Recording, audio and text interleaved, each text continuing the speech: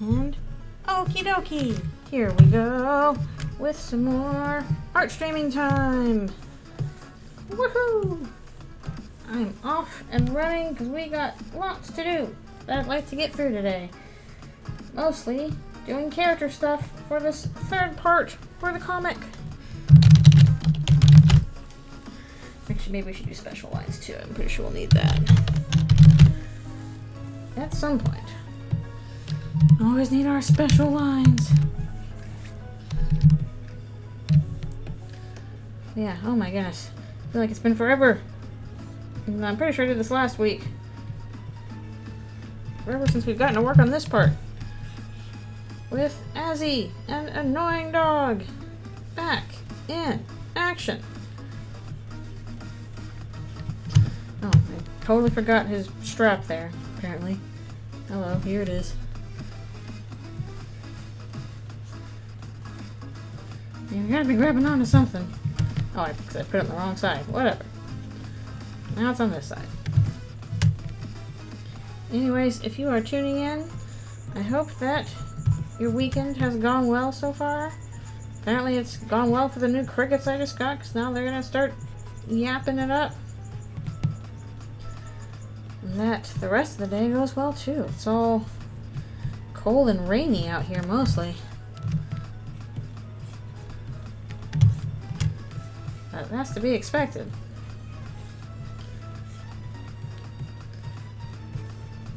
I'm surprised it's been lasting this long.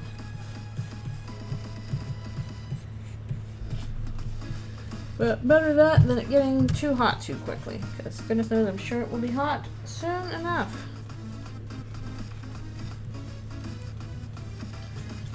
Yeah, if you are around, just give a little hello and all that.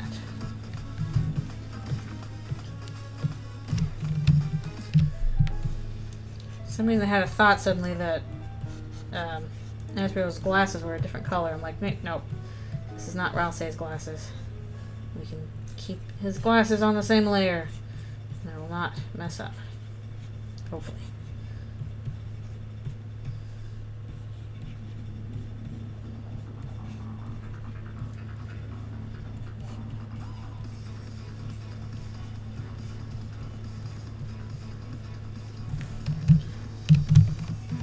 I get to do annoying dog again. Being adorable.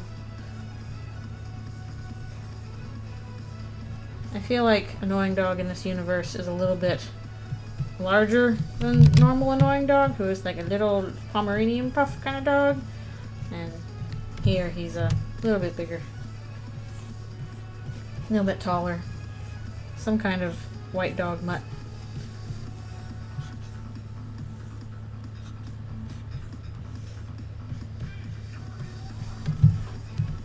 He's like Ami, a white wolf. Yeah. That'd be a bit too much. You still pupper.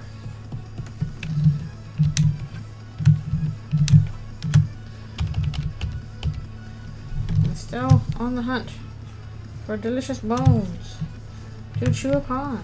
Or tapes, as we saw in the most recent newsletter. Just chew on your tapes. Whatever. Hello, thank you for coming to the stream. I hope that you are doing well today. And that your week has gone okay.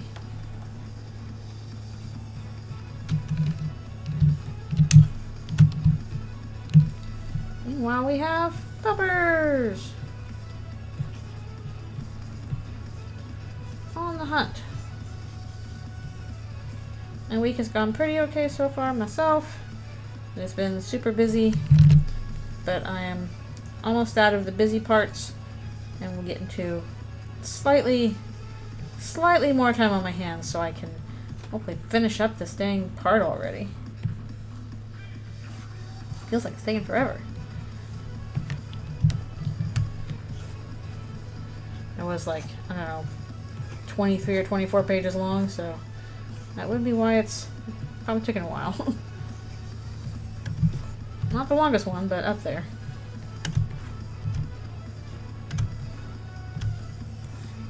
How long is it now?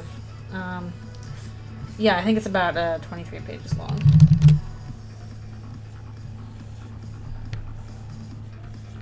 At least it was not as intense as the Queen boss battle, which was just a lot of work. Okay. Don't forget his last leg. He does not have 3 legs.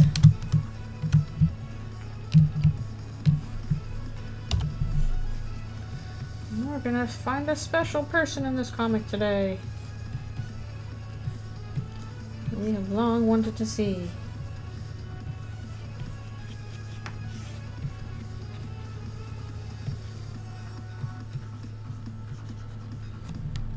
At least definitely wanted to see in canon.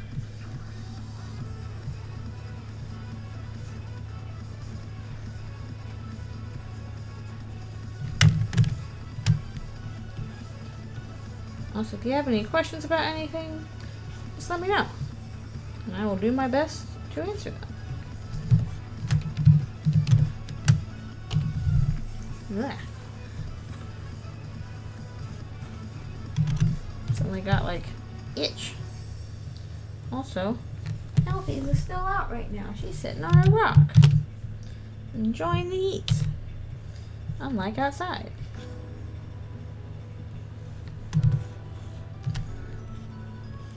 I like when she sits outside for a little while after lunch instead of just vanishing into her hide for the rest of the day immediately. Like, yes, enjoy your outdoor stuff. That's what it's there for. You never use it. You got a whole hammock and climbing stairs and don't use them ever. Which, same, I guess. I can't really complain. I'm not super good at that either.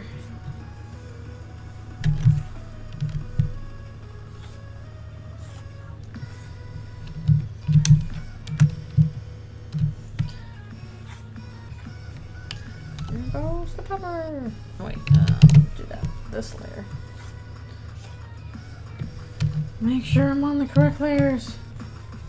I'm sure I'll mess one of those up eventually.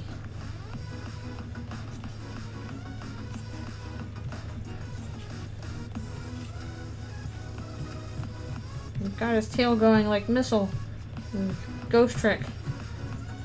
He's whacking so much, looks like he has 4 tails.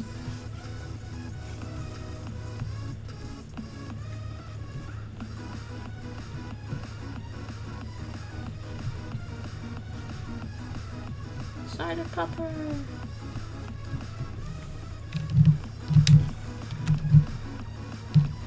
I have to go around all this stuff now.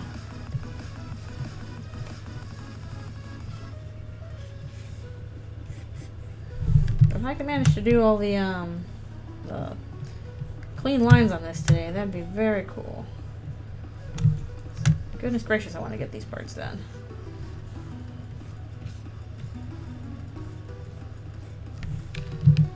Okay, got that.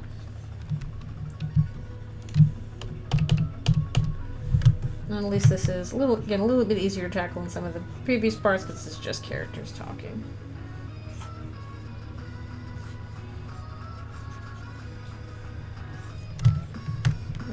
Important information, but characters talking is always a little bit easier to draw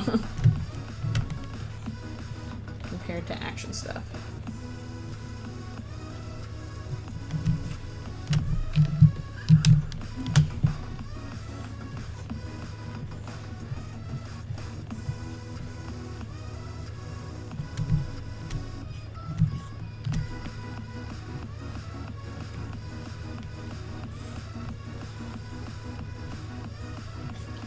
Pretty quiet today so far.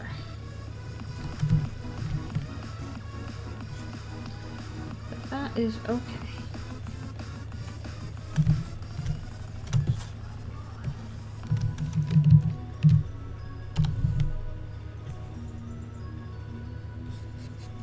For a second I thought I'm already on the wrong layer and I already messed it up.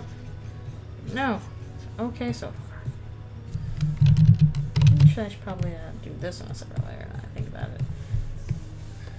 It's usually something like motion lines or action lines or whatever end up on the special line art layer.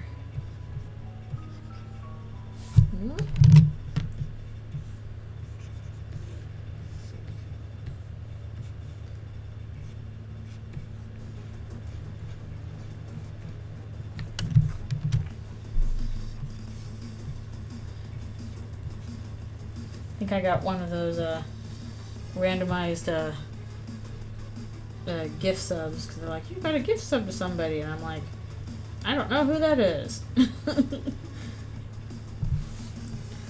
Well, I guess somebody just gifted something and it does what Tumblr picks, or not Tumblr, Twitch picks one of those random things. It's him, the greatest.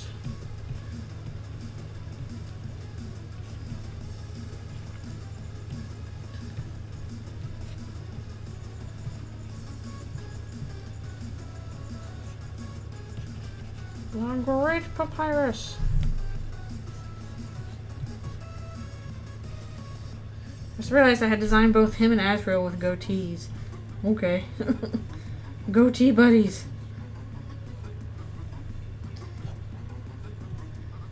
We can discuss hair care.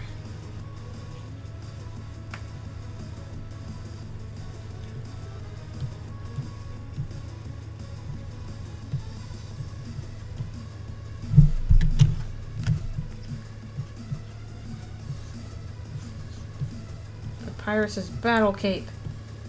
By battle, it means battle with customers or something.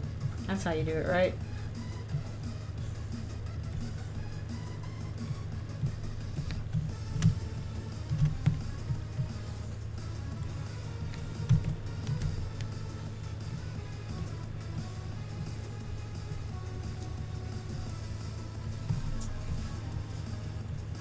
Honestly, it feels like it whenever I go into a store. Sometimes I'm like, okay, I must engage in the battle of the capitalisms. Ah! Usually I lose.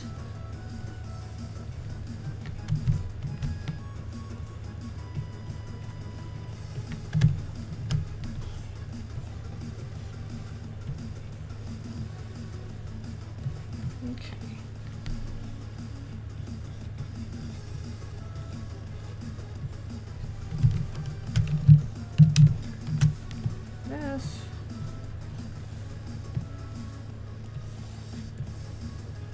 Biggest thing's actually supposed to be a little bit shorter.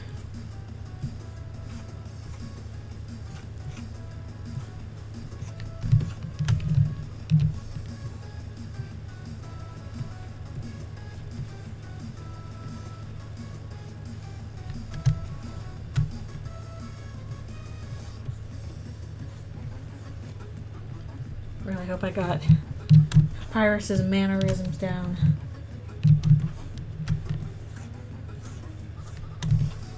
Kind of thing.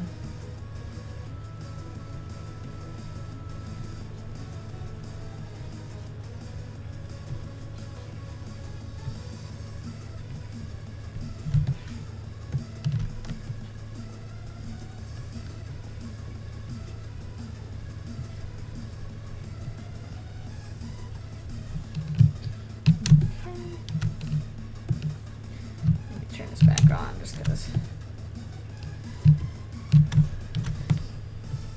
A little hard to see him with the background there.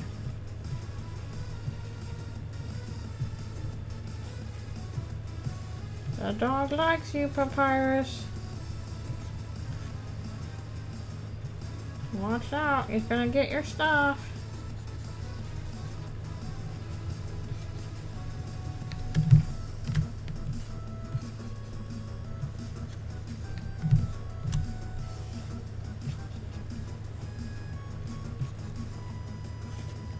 He's gonna look cute for you. Then you're gonna let your guard down. And then he's under your sink. Setting up dog nations. For dog shrines. And there won't be a thing you can do about it.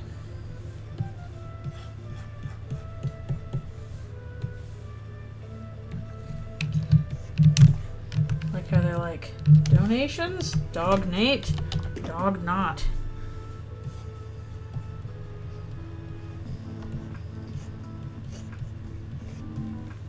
whole achievements thing was like, okay, you've got to have achievements, Toby. And he's like, okay, donate to this thing that doesn't mean anything. You've achieved things.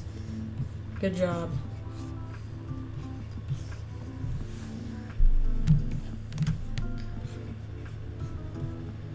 Get your grand achievements.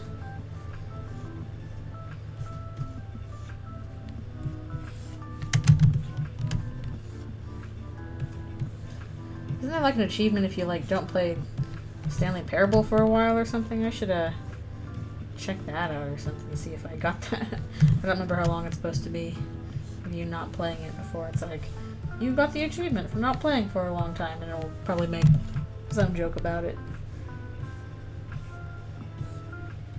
Because that was a good game. I enjoyed that one.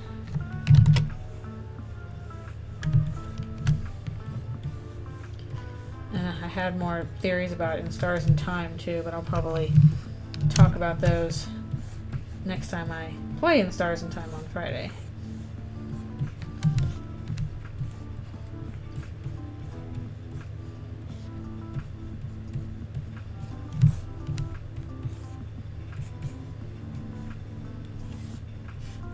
Yeah, what's going on with your leg there?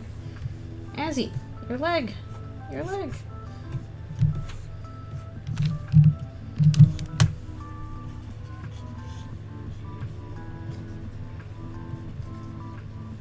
Boo, you are exuberant.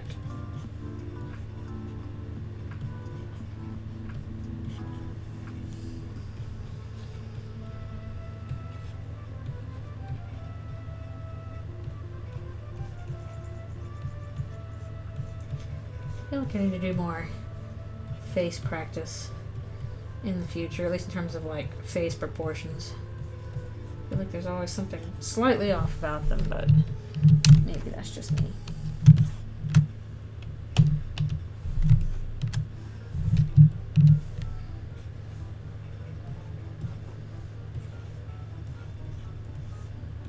The proportion part's always hard for me, I think. It's like, okay, I can get the feeling across of what I want, but in proper proportions, that's another matter.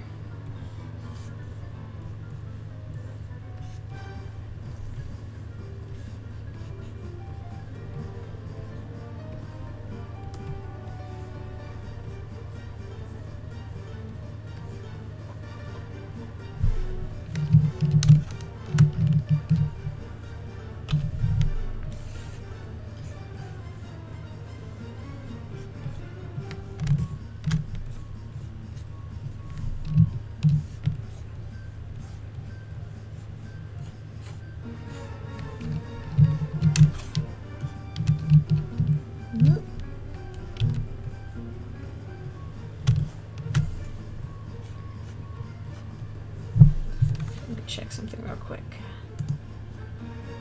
Oh, posted. Okay. Yep, stuff's be posted.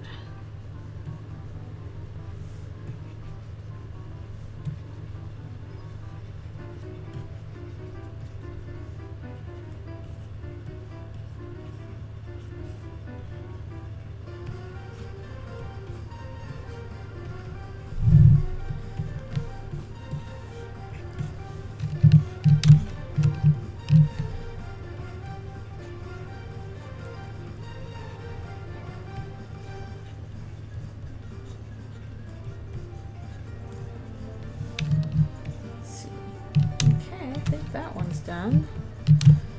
Huzzah! 1 down and 9 to go. This is a longer part with 10 pages.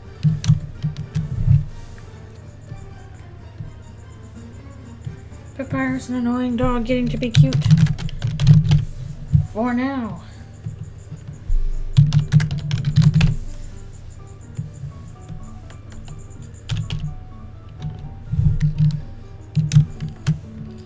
Like, oh, who's a good boy? You're a good boy. Wait, no, you're not a good boy. You are an annoying boy. Oh.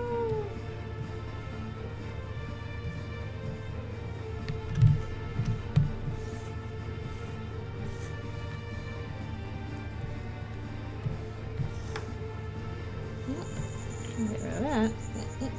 No, wrong eraser for that matter.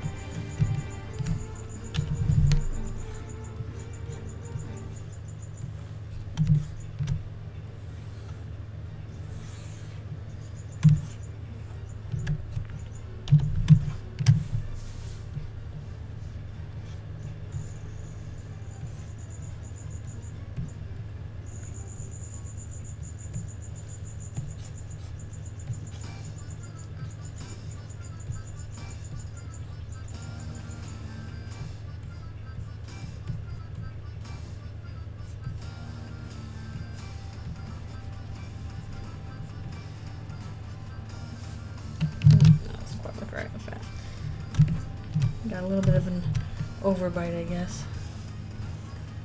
That's papyrus.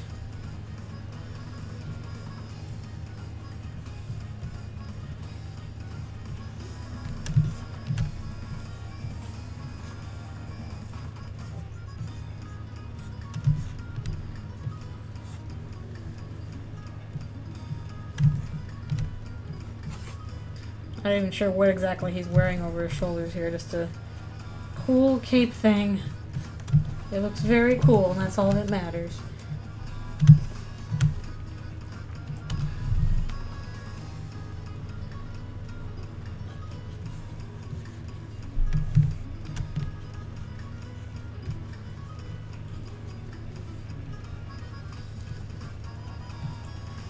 Backgrounds are definitely still going to be the part of this that takes the longest.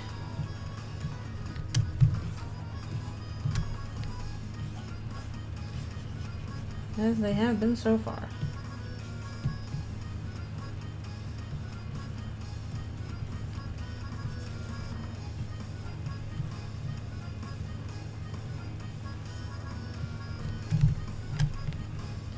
Happy pupper.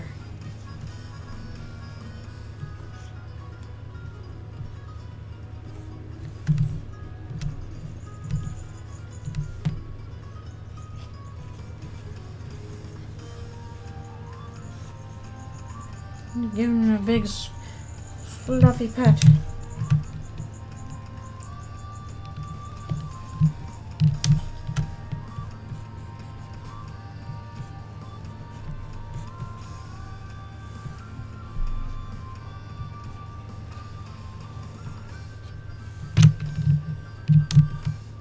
He's like, oh, you're so cute. Until the bone is spotted.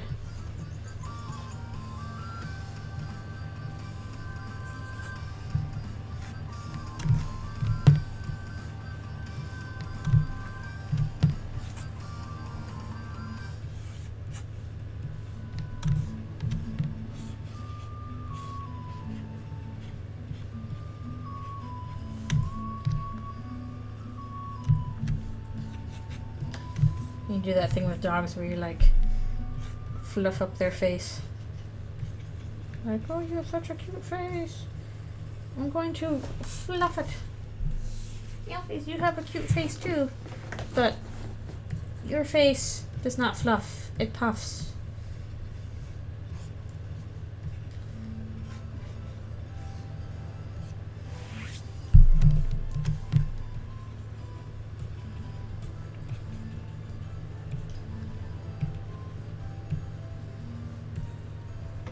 You're still out on your rock, and that's so nice. Are you gonna do a big yawn? Are you gonna do a big yawn? Big old lizard yawn? Maybe not.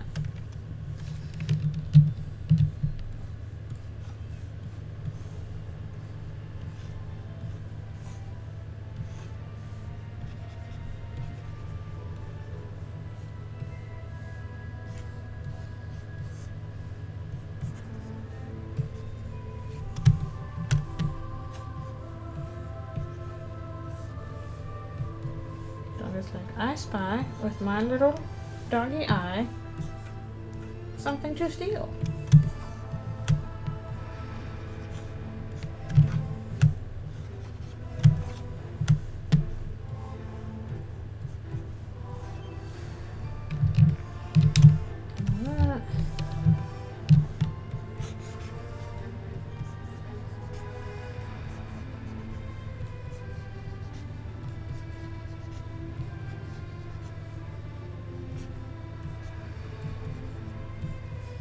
Okay.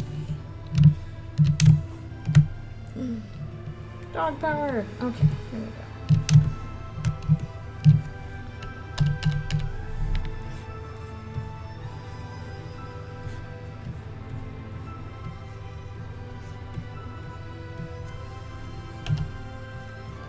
And she's like, no, my special attack. I mean, my special bone.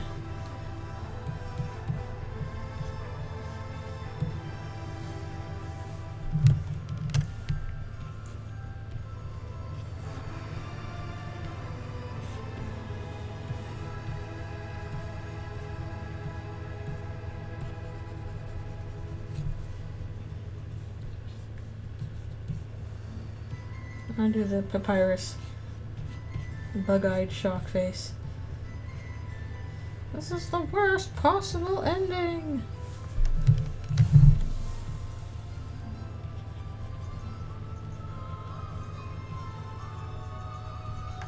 So I surely hope this has been picking up my stuff. Yes, yes it is. Okay. I want to double check that as well. But otherwise, that would have been awkward.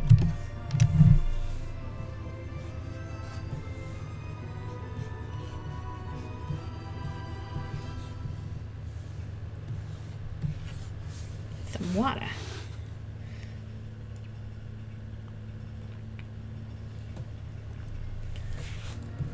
And I'll have to stop in just a bit to do a little stretch break.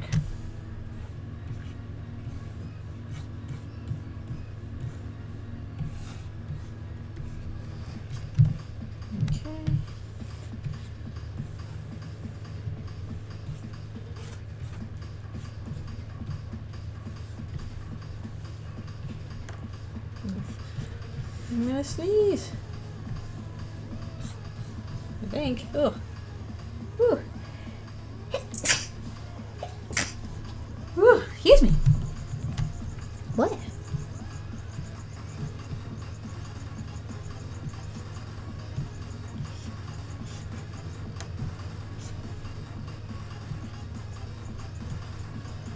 No, wrong one.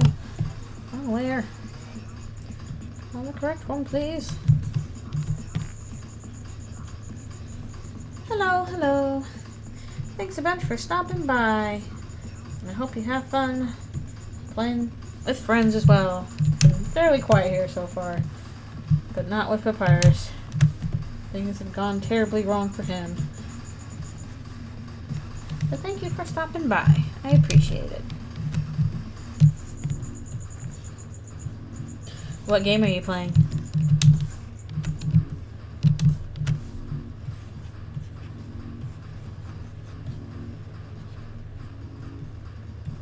Unless you were already gone to play it.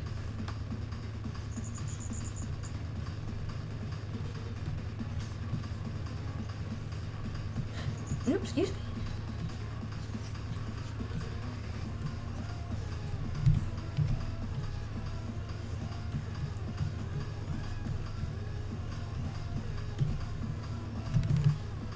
I've stolen the bone.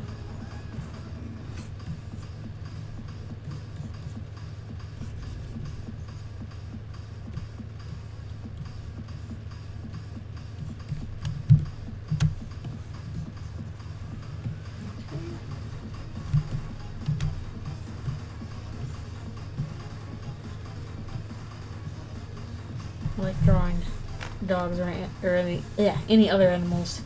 I'm doing a big leap. It's fun. Some big leaps.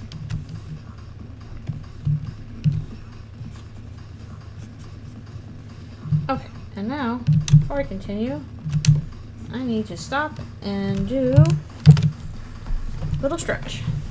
I'm going for half an hour.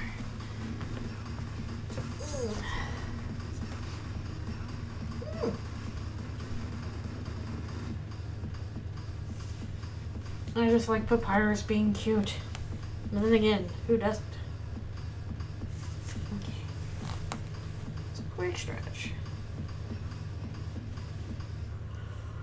Oh, goodness.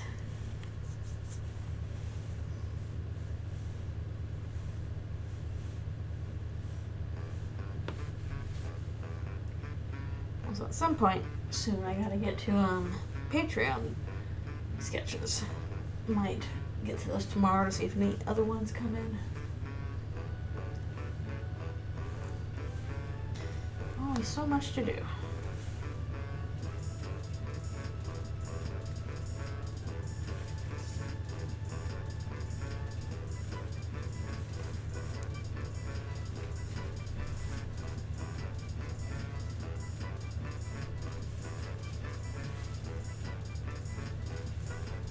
A little jazz in the background there for you. Okay.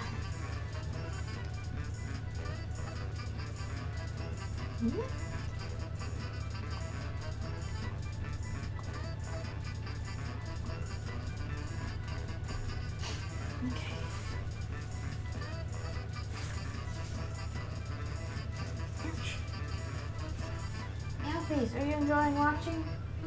You're just enjoying being on your rock and getting some sun and being a lazy old lizard like you always like to do.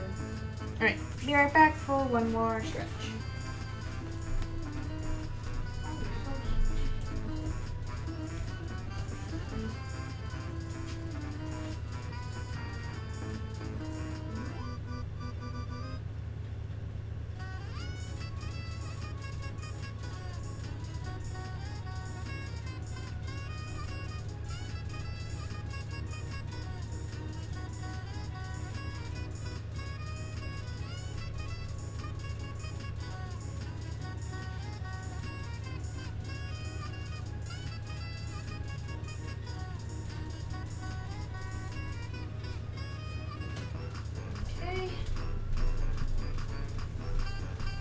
You now? Oh, there you are. Alrighty. Back at it. For another half hour or so. Vampires get mad.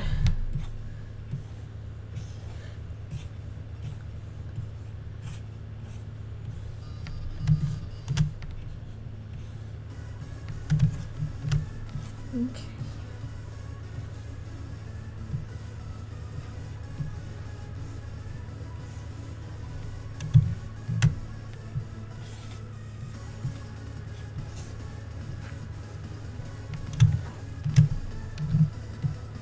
And off the dog goes.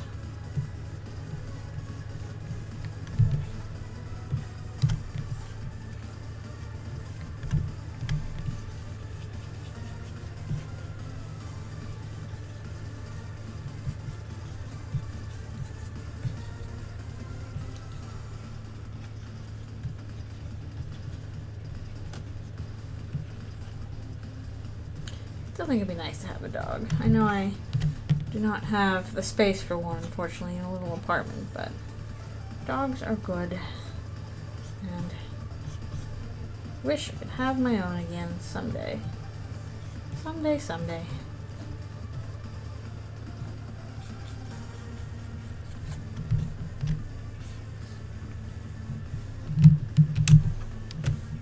What did I do? I did all those in the wrong way again?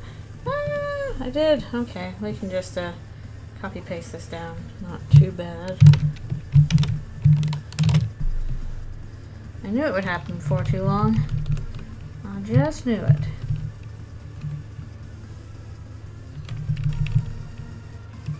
Okay, that's okay.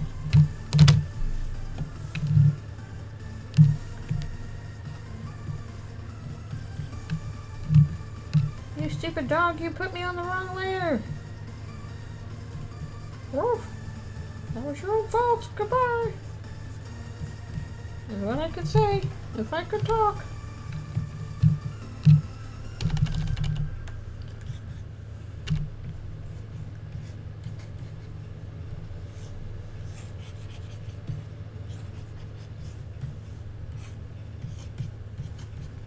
And off he goes.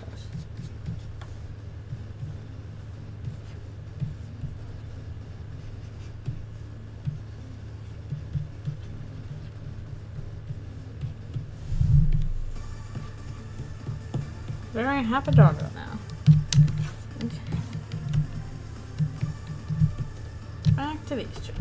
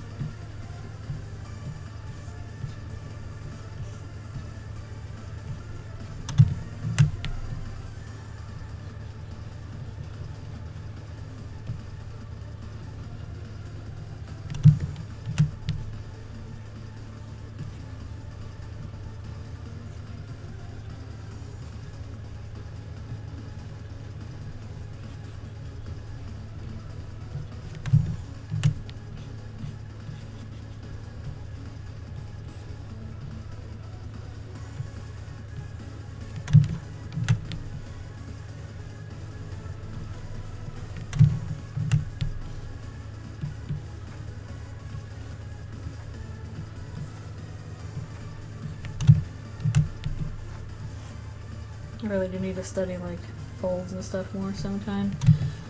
So much stuff to do. If I only had the time. Or made the time for it, I guess. That's the hard part.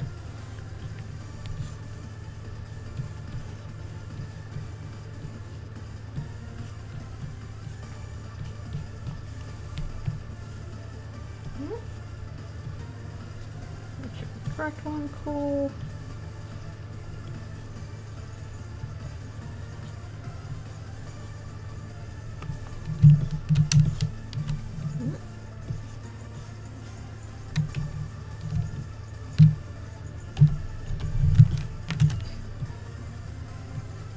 As he's like, it's not really my dog.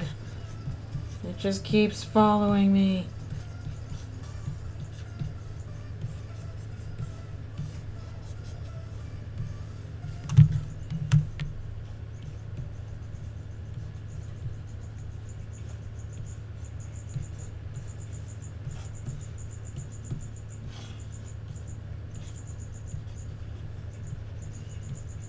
Won't leave me alone.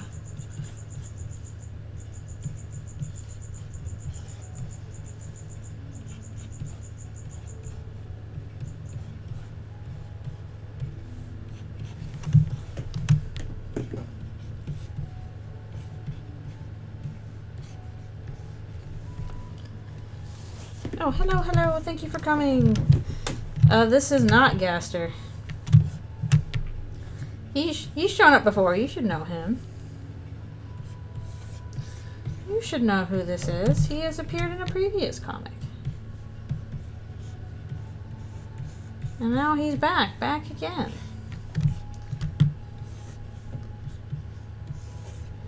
For a handy dandy little discussion. It's not Gaster though.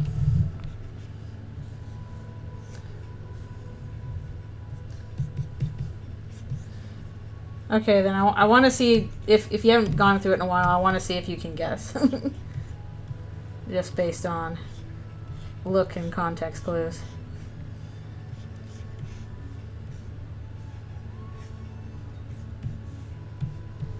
Hopefully it's clear. Clear enough at least.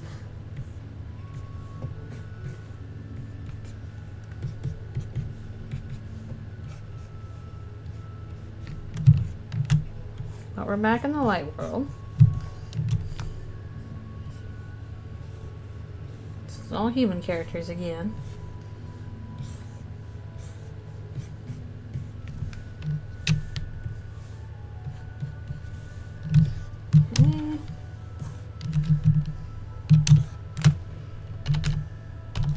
Yeah, I'm curious if you can guess just from context clues. If you can't, let me know, but hopefully it's clear enough.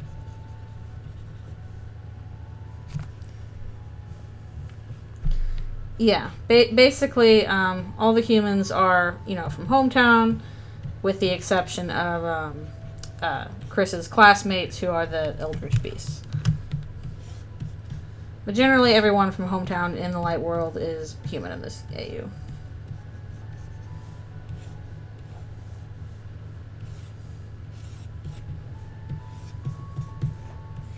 And that can probably include some Undertale characters that we haven't seen in Hometown yet, but we can kind of imply they are.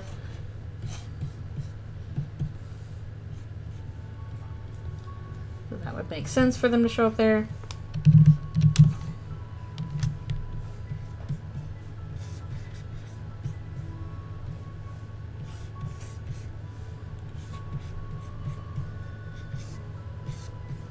Actually, if you can guess both, that would be cool, because that's 2 characters we got going on here.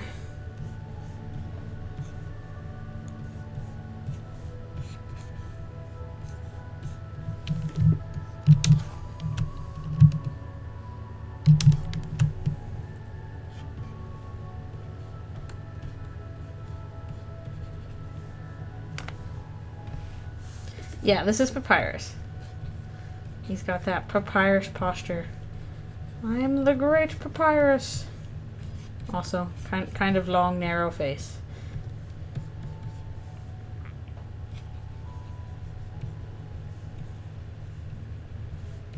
This is our first time seeing him in the comic. He just had an encounter with Annoying Dog, as you can see up here, that did not go super well for him.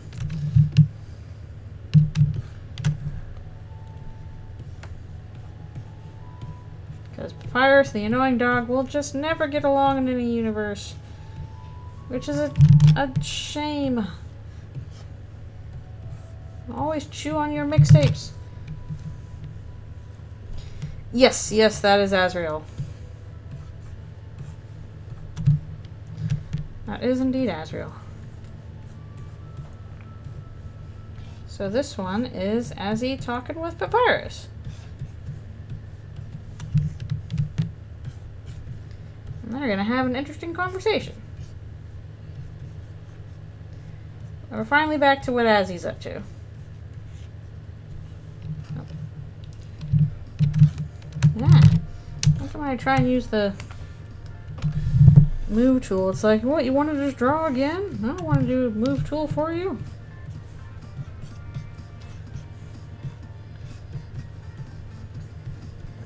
Yep, Azzy's still on the hunt for information.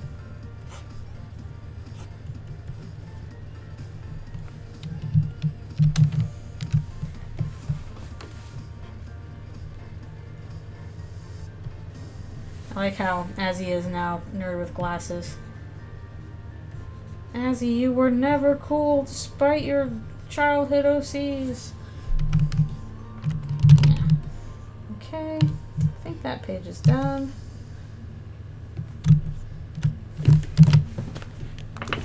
The Annoying Dog being silly. Alright, on to this one.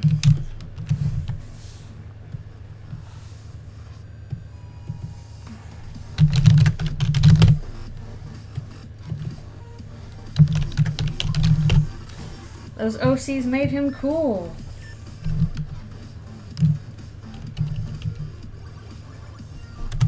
Your OC is cringe. Your plan to poison yourself is cringe. Yeah, we could have saved ourselves a lot of trouble as he had actually said that. Karen runs to the mirror and just like crying. My plan to poison myself is not cringe.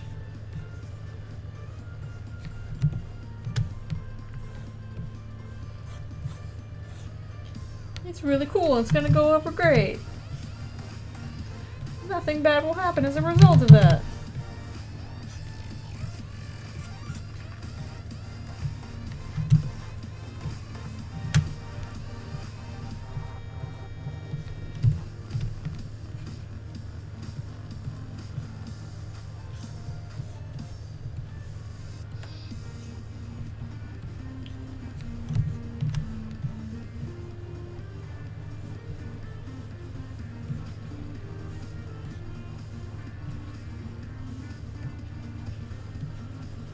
Really here, surprisingly fun to draw. This is kind of like how I feel like you would do it like when you were a little kid.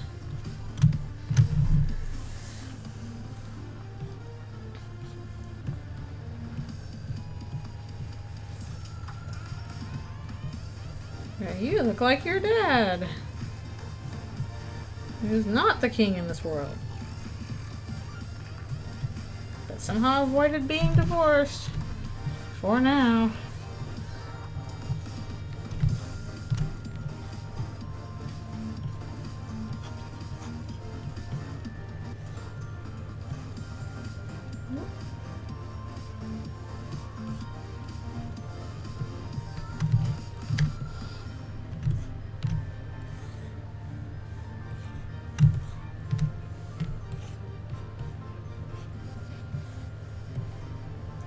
I like how in both universes Azzy creates a cringe OC, just in Undertale he actually became it.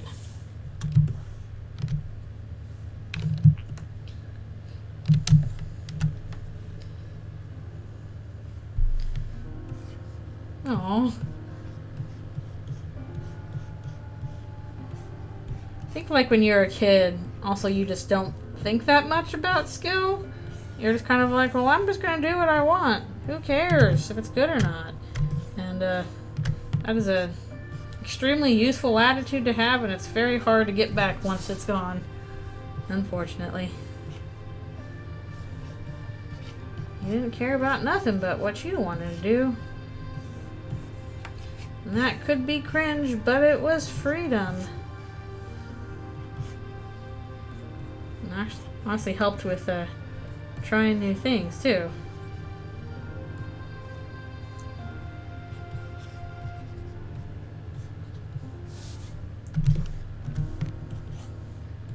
Tried to get back into doing waking up drawings again, and that's been interesting. I'm trying to do them in color this time.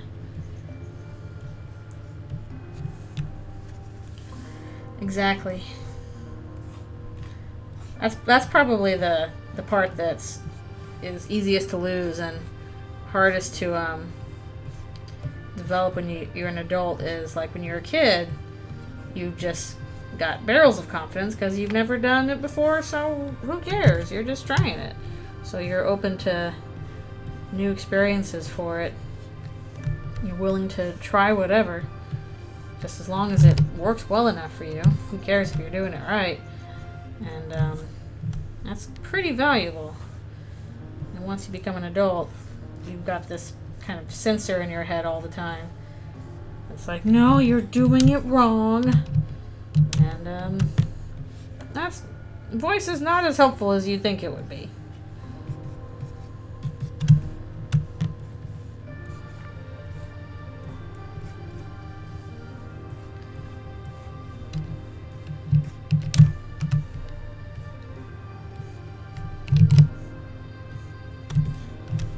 Like sometimes getting through art is learning to fight that voice, unfortunately.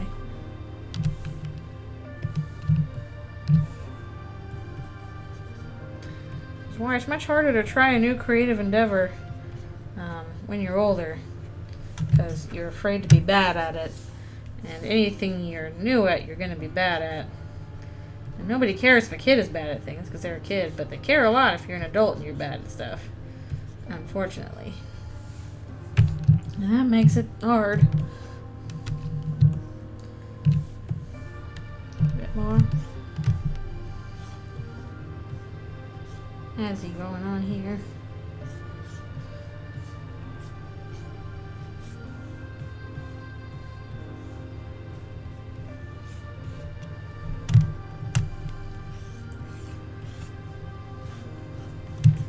Well, I do feel like I should do more studies just to kind of get back the flow of stuff on some areas. I just have not had time to set aside time for it, and I probably never will. Unless I miraculously come into a whole lot of time. Which may not be that good, because that probably means I'd be out of work.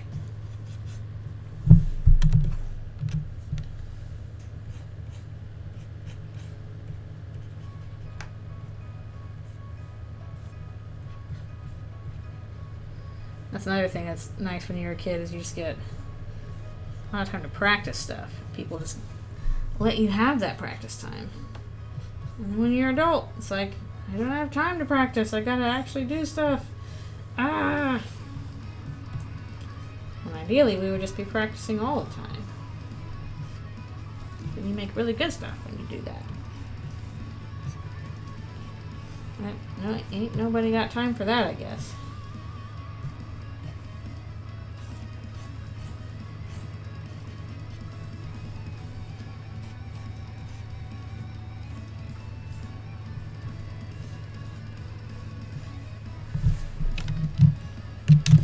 Yeah, thankfully when I was young, my teachers were pretty cool, and they let me doodle during class. And I appreciated that.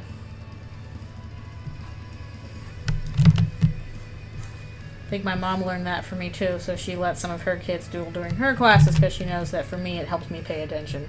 And that sometimes it actually does help you pay attention, and that's useful.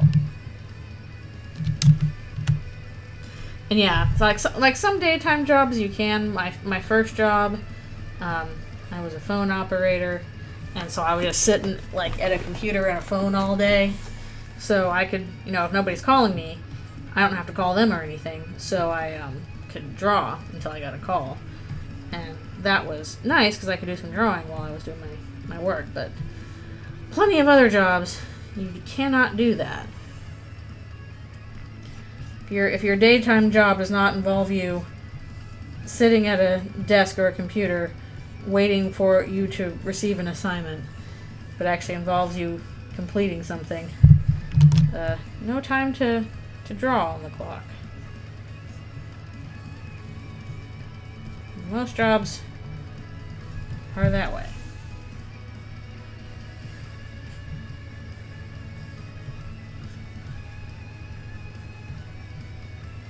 Especially like delivery driver, I guess, where you're just sitting in traffic a lot of the time. I guess you can get through a bunch of like audiobooks or something, but still.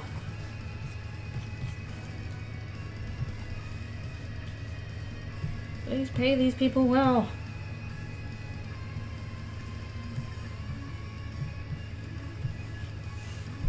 I'll say I'm super glad I don't have to sit in traffic anymore. I did that a lot in California. And then after moving here, nope, don't have to do that anymore. I'm like, man, did I really spend hours of my life sitting in traffic?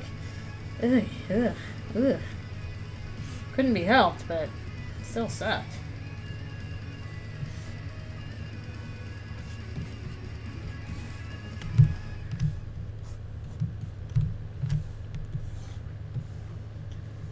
Yeah, probably, like, if I added it all up, probably be like, I don't know, how many days, weeks of my life driving? Did you ever consider just walking? Well, when I was in California, that was not exactly doable because I lived too far away from the job. If the job is like an hour away or half an hour drive away, then that's not walkable. Probably couldn't even walk to my high school, honestly. Even that was too far. That was like a 15-minute bus ride, so that'd probably be... Actually, no, a 15-minute bus ride plus like a half-hour walk down from the house, so... Yeah. Oh, good grief. That's a pretty bad stop there, yeah. Pretty bad stop. But thankfully, when I moved here, there is public transit that was pretty good, and it is literally like half a block from my house. So I just walked down the block to the train station, or I could go to the bus too. There's also a bus station in the opposite direction. Actually, no, both directions. There's a bus stop. So I could take the bus if I wanted, but I can get on the train right there, and then just like go wherever I want. And public transit's great. I love it. It's super fast. I don't have to actually do the driving, so I can, do other stuff I want to do on the way. And then back when I was actually going into the office to work, I would just hop on the train for about 20 minutes. Then it was a 20-minute walk from there, so I also got some exercise in on that. And it was just super nice.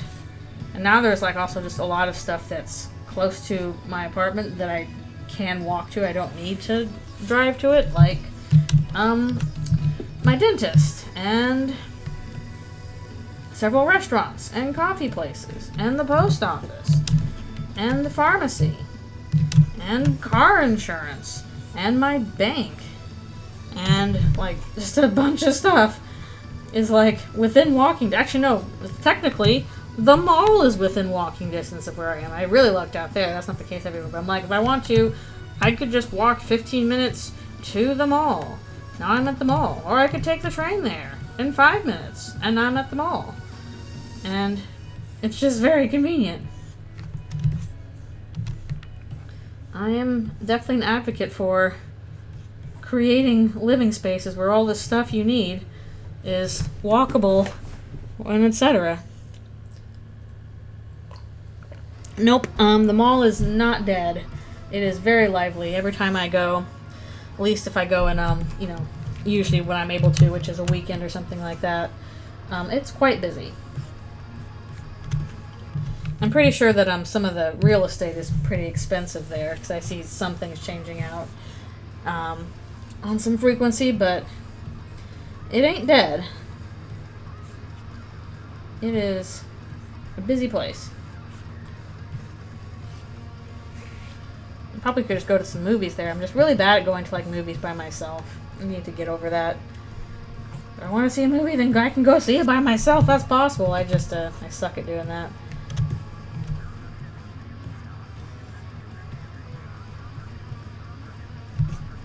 There's one other mall. I think it's closer to Chinatown. That one, at least the last time I went to it, that one was more dead.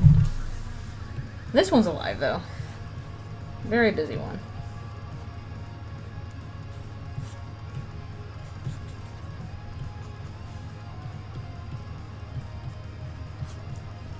I'm not sure how the malls I went to as a kid are doing. I know one of them, at least, no, like I think they're both still kicking out pretty well. One of them kind of got posh, more expensive.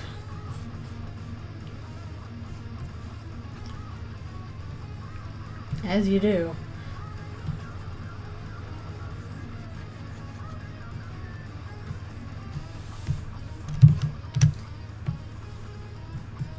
Do you have a dead mall around where you are?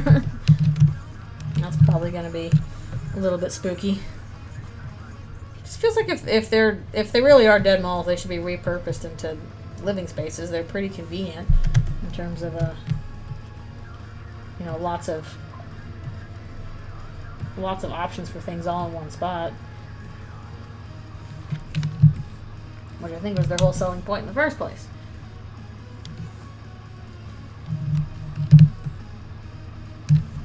Okay, last panel here.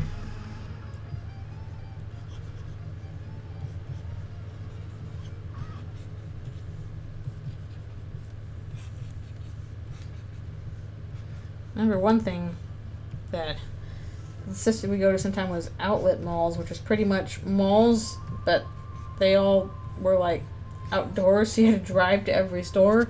So I don't know why they would call that a mall.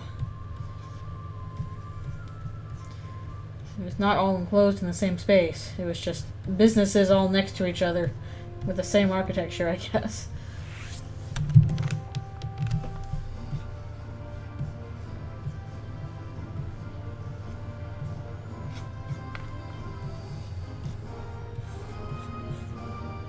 Triumphant Bird. Maybe a plaza? I don't know.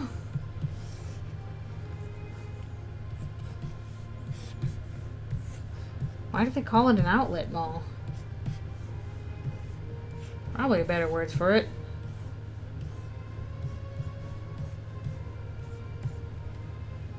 Hello, hello, thank you for coming. We're here with two sillies on adventures of discovery and annoying dogs.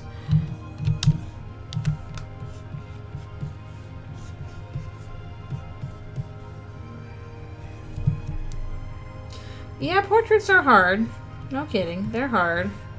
I've always kind of struggled with likenesses.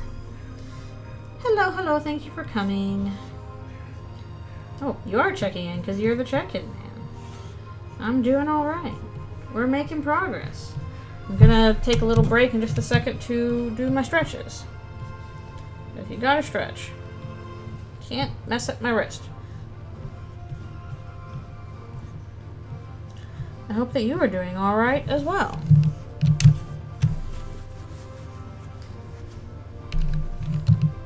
I hope it stays that way too.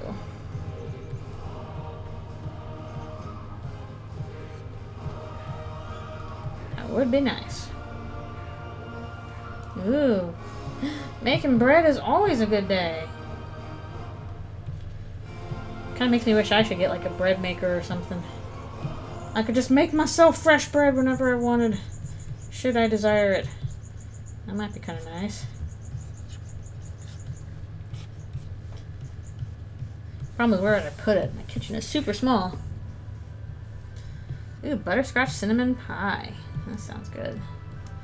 I did have a friend who once didn't make pie, but made like butterscotch cinnamon cookies that were like shaped like snails, and they were really good. I enjoyed them. I need to get those again. Middle of the night bread baking. Why are you baking bread at 3 in the morning?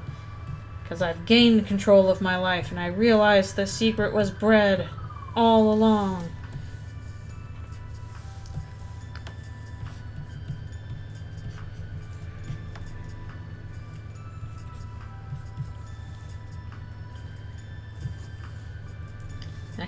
I guess during the pandemic everybody was making sourdough, which apparently is kind of hard to make.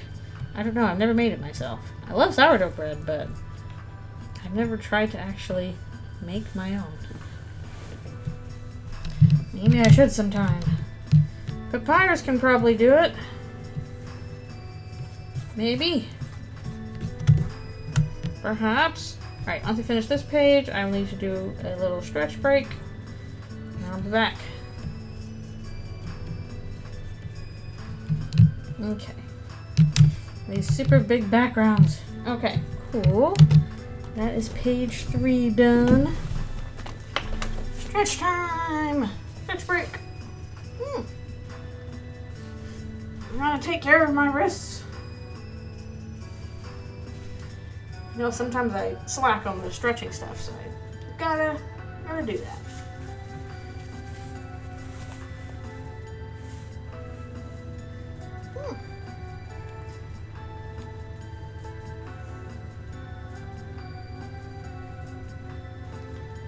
Goodness, fresh bread sounds good. I just want, like, you know, like just some fresh, I don't know what kind of bread you would call it.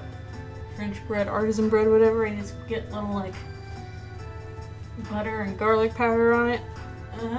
It's good. That's what it's all about. I did make those muffins though, so I'll have the muffins later this afternoon once I'm hungry enough. My breakfast muffins.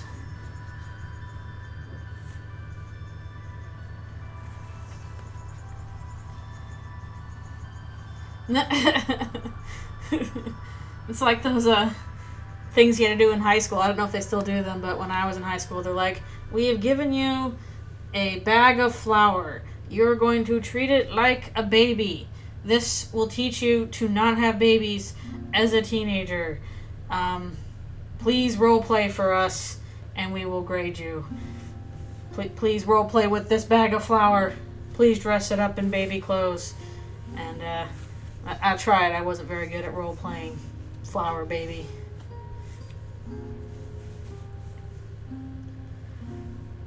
Maybe it would have worked if they made you partner up with people, but they didn't really. I don't think the teacher was very into it when I had to do that. Like, yeah, sure, whatever, pretend it's a baby. Don't do drugs, kids. That's what we got most of when I was growing up.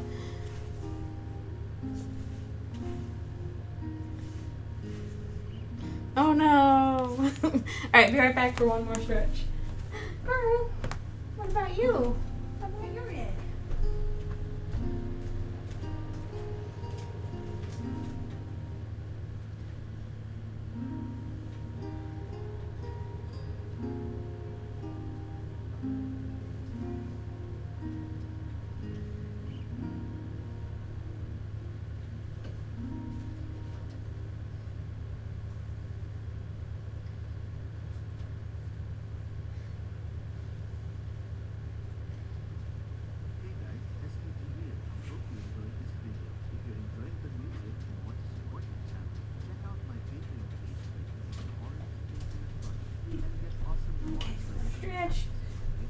Alfie's still out on her rock. You have to make a fake baby out of what? What are you making the baby out of? Ugh. We're on to page 4.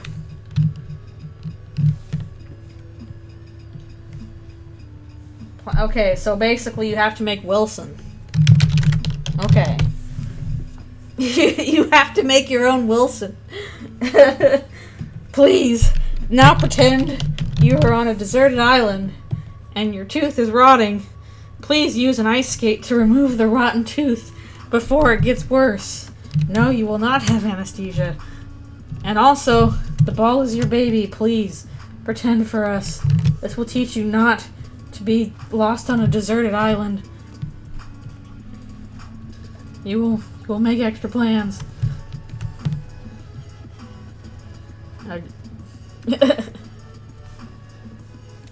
No. I can't even give you eggs. No. We just have to go to Deltarune and get some eggs from Chris because every time they come back with an egg from the Dark World, it multiplies. Free eggs! Please, get your own. Due to budget constraints, get your own eggs. Need to show unconditional love to this pebble. I was just thinking, I'm like, okay, how would this work for Alfie's, my lizard? If she was in high school and they gave her this class, they'd be like, okay, we're going to teach you about parenthood. Take this pebble, bury it in some wet sand. Congratulations, your job is done. Go on with your life. You don't have to raise this. That's not your job.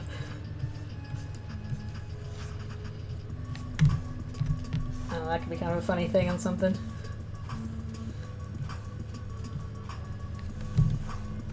Yeah, sure, I learned all about parenthood. I found the best patch of wet sand. I buried that pebble so good, nothing's gonna find it till it hatches. After that, who cares? Did the best I could. A for effort.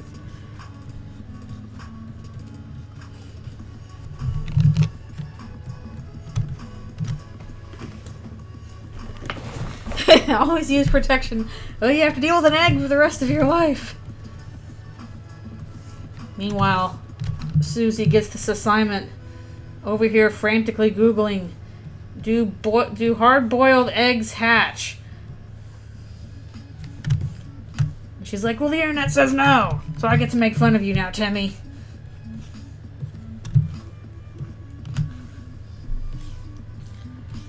Meanwhile, Noelle goes to raise the egg tenderly and carefully. It mysteriously vanishes one day. Alfie's, you still get an A. But I lost the egg. Nope. You did it right.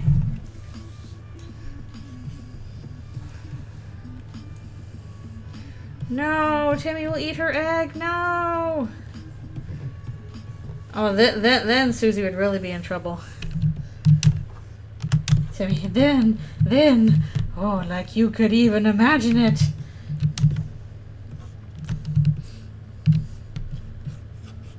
Yeah, at the very least, you know, Susie teases people, makes fun of people. She didn't steal Timmy's egg to eat it. She was just like, your egg's not gonna hatch. It's hard-boiled. Those don't hatch.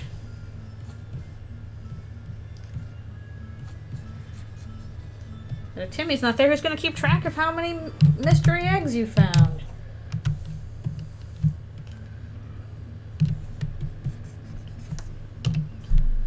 See, that's the weird route with Susie. She eats Timmy's egg. Timmy goes berserk.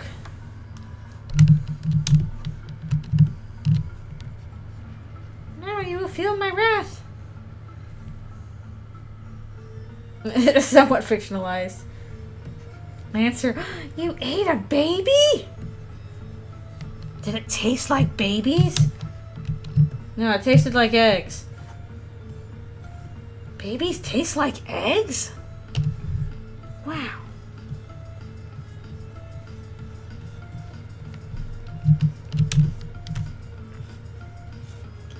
Chris just standing there while Rouse looks mildly horrified. Susie, I don't think that was very nice of you. Now this will be motivation for Timmy to go to college and get a new egg. I've improved her as a person.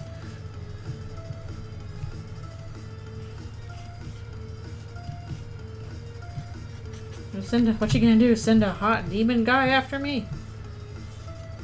Chapter 6. Here come the hot demon guys. Enemies.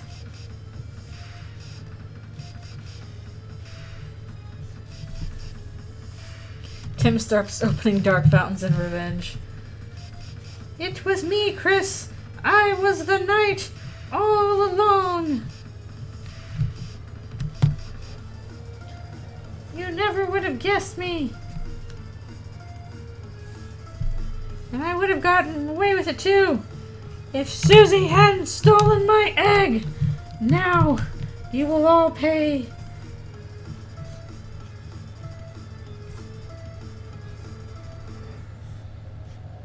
Susie instinctually knows this, and so Timmy's egg is safe for now.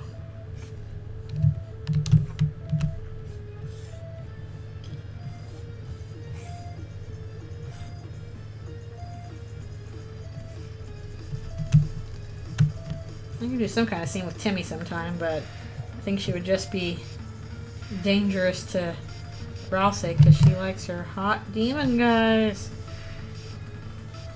He's literally here, a hot demon guy.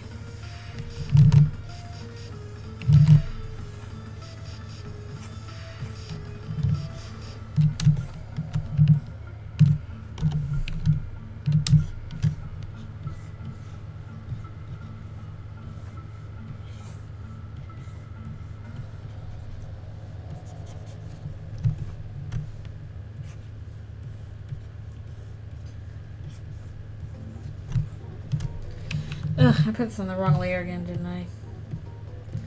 Okay, fine. I knew this would happen again!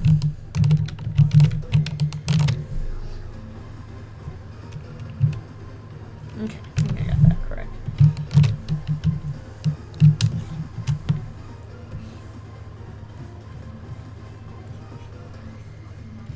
Who would be the funniest possible knight if it happened? I feel like Timmy's a good candidate for funniest possible.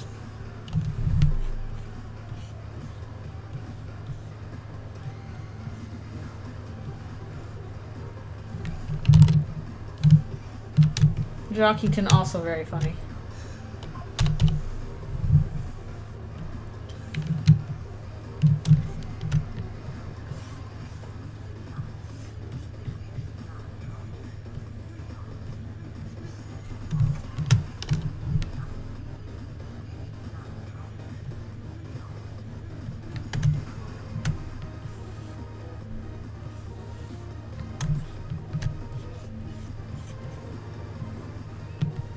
Also a funny candidate. Snowy would be funny. Because you didn't laugh at my jokes! I'm going to destroy the world and create a new one where you all think I'm funny! Then you'll see. You'll all see.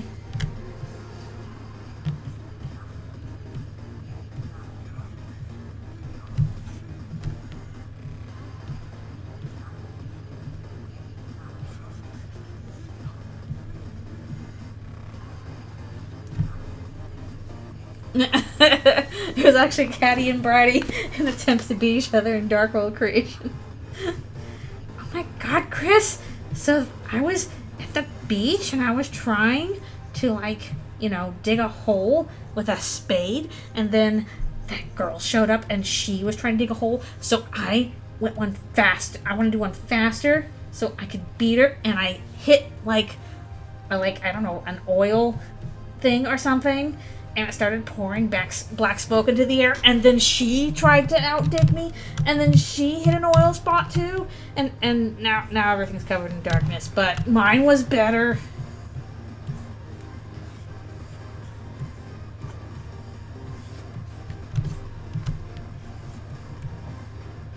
Your petty rivalry has doomed the world. This is why you were supposed to be BFFs the whole time. Narrate my work.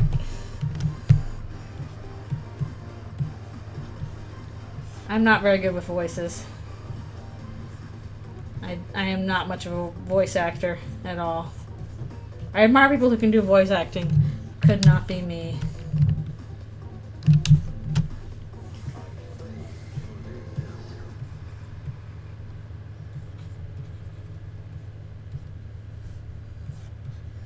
Voice acting just feels so intimidating to me.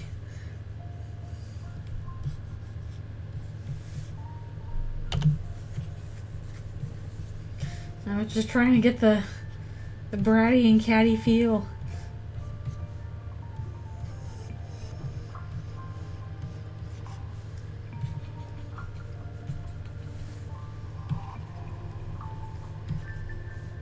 I will have to get voices for that animatic I want to do. I still want to do that, so I gotta start that at some point. I imagine it's very cool to see because Primal is so good.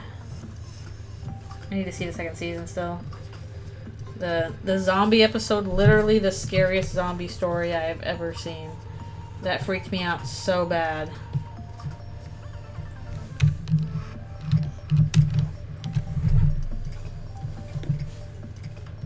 I love how there's just no dialogue, or almost no dialogue. It's just, you know, atmosphere.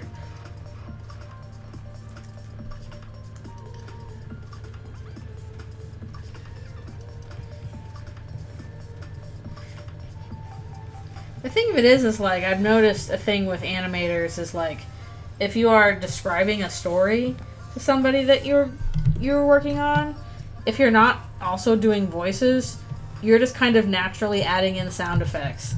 And it kind of spills over into, like, your real life.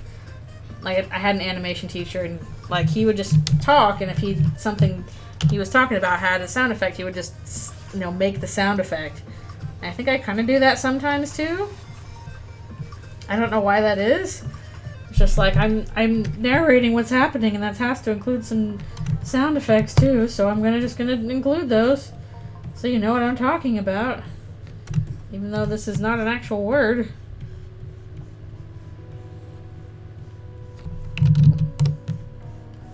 Like, wah wah.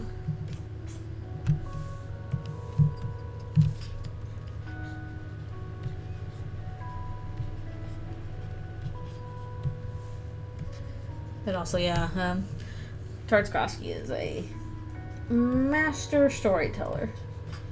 Super good at it. My first exposure to his stuff was, of course, Dexter's Lab. And it's the kind of thing where, like, even my dad would laugh at it and thought it was funny. That's how good it was.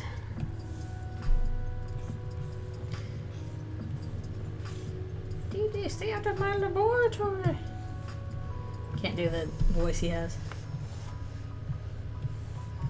Man, I want like a long retrospective on Dexter's Lab. I would watch that. I know there's one for Courage the Cowardly Dog, and that was really good.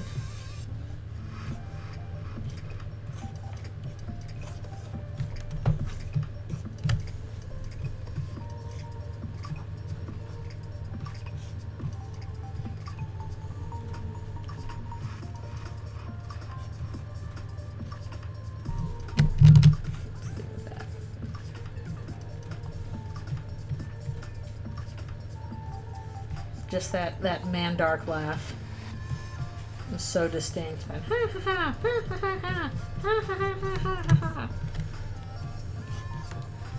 don't know if that was the director or the actor came up with that, but that was just extremely good.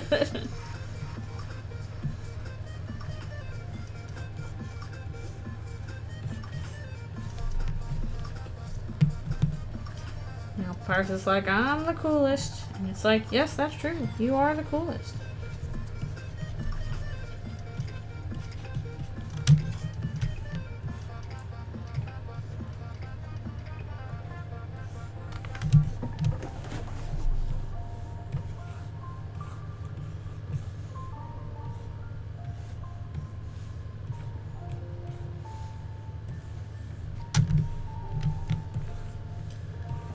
with my cool cape.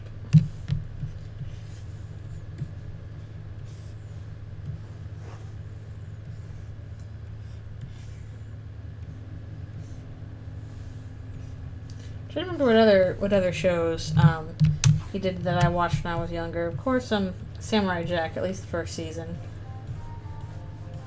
was very good. Did he do Powerpuff Girls? He did, didn't he? Was he doing both Dexter's Lab and Powerpuff Girls at around the same time? That's crazy. That's nuts.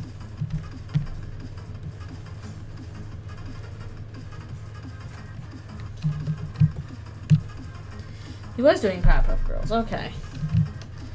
Original Powerpuff Girls was also super good. So he's doing Dexter's Lab, Powerpuff Girls. Later was Samurai Jack. Were there other ones I'm forgetting? The cartoons, the ones that were on Cartoon Network that were originals.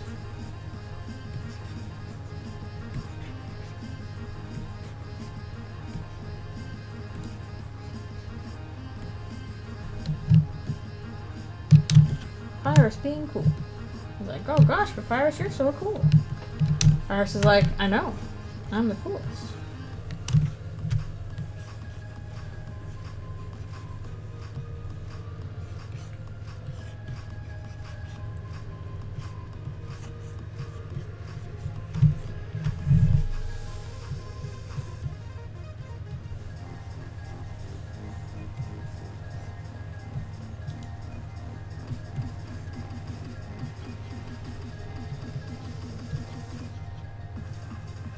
I need to find some more audiobooks to check out from the library for my walking stuff. I just finished the fifth one in the Murderbot Diaries. Just finished it, but then I put the sixth one on hold. Looks like it's going to be a while before it's available. It's only like one copy or something. So I'm like, shoot, I need more audiobooks. And I was trying to find some classic stuff, but it wasn't available. I was trying to find some Discworld stuff. Not available, at least not as audiobooks. Not as regular books either.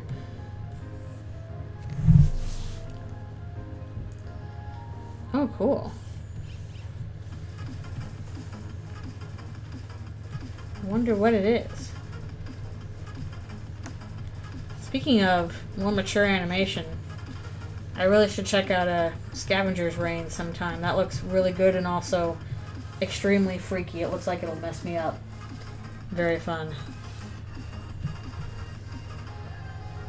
Sometimes you just need to let yourself get messed up by some cool animation that's freaky.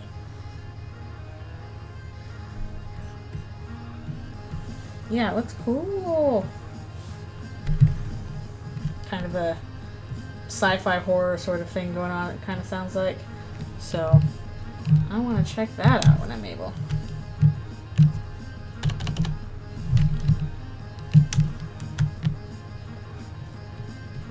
Assuming it comes to Netflix, because that's what I got. I don't even have Disney Plus anymore. I need to call my brother and be like, what's your password again? Because I lost it.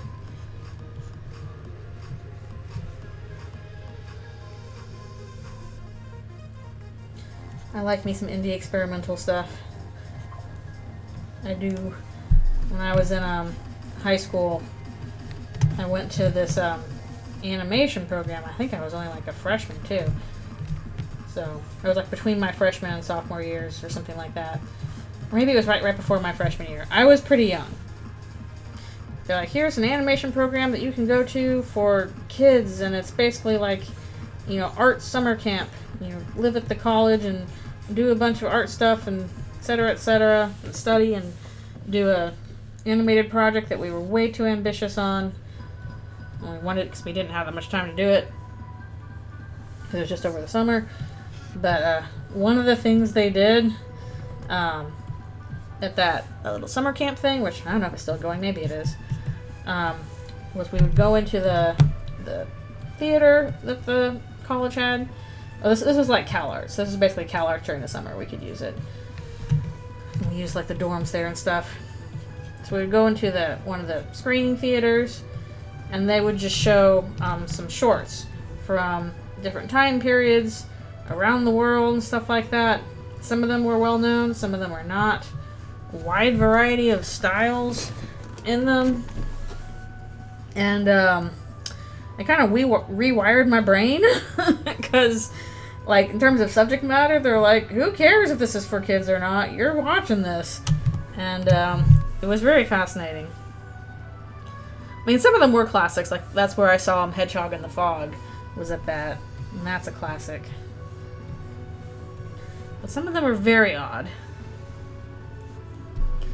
Ugh, drawing hands, especially animating hands. That is no simple task. Turn off the background so I can see what it's doing. I wish I could find some of those shorts again. I'd have to, like, check my sketchbook from that time, because I think I had the names of them. Like, we would just draw about what we saw in our sketchbooks and try and identify techniques, themes, how we felt about them, whatever. And, yeah. Lots of brain rewiring going on. Young me, who had mostly been exposed to, like, you know, Disney movies and Nickelodeon. And, you know, whatever very kid-friendly, American-centric stuff we have. And then it's like, here's Hedgehog in the Fog. Let it come into your brain. Do not understand it.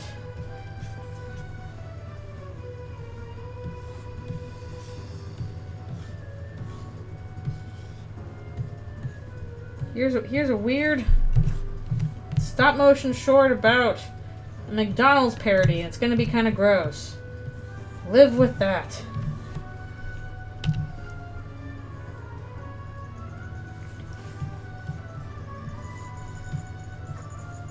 I can probably guess what museum it is, or at least have a decent guess, but I will not ask you to say what it is. Because we don't want to do that.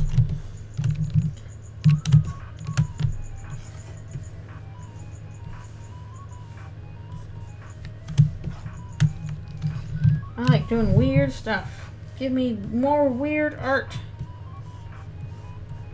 Stuff that makes me a little uncomfortable.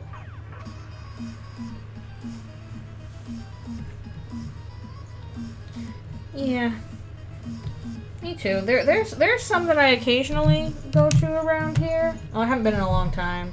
Like, there's the Anthropology Museum, there's the Science Museum. Those are both very cool. I'm not sure where there's a nearby art museum, though. I'm sure there's one somewhere, but I don't know where. And the Anthropology one kind of has art that has, like, you know, historical, cultural art on display. Okay. We are done with this one.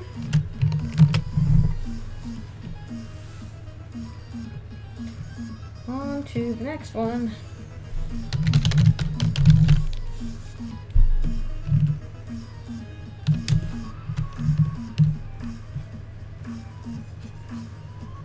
Honestly, I probably should have gone to more museums last year when I got my citizenship, because I think there was a thing where it's like, and by the way, for your first year of citizenness, you can go to, like, all these cultural and stuff for free. So I was like, oh, that's neat, and I ended up never doing them. I was always just busy with work. But that would have been nice, like, going to the Science Museum for free or something, because the Science Museum usually costs a bit. Especially if you want to, like, see stuff in the Omnimax Theater, I think that's what it's called. It's like, it's not the IMAX, but it's like, here's the big dome, and you can see everything in, like, the half dome of the theater. And we're gonna film, like, you know, skydiving and ocean exploring movies with this camera. I love me that kind of stuff.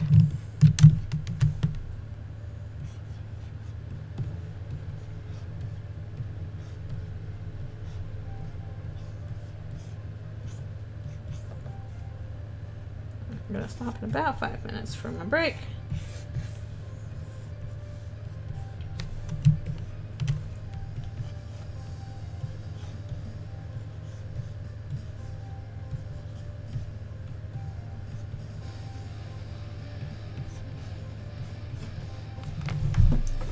So I went to... I'm probably one of those kids that likes to, or one of the people that likes to go to museums because my parents exposed them to us at a young age and encouraged us to go and made them like, oh, interesting and fun and not boring. I think my earliest memory, actually, the first thing I remember remembering was we went to a science museum. I must have been like 2 years old or something.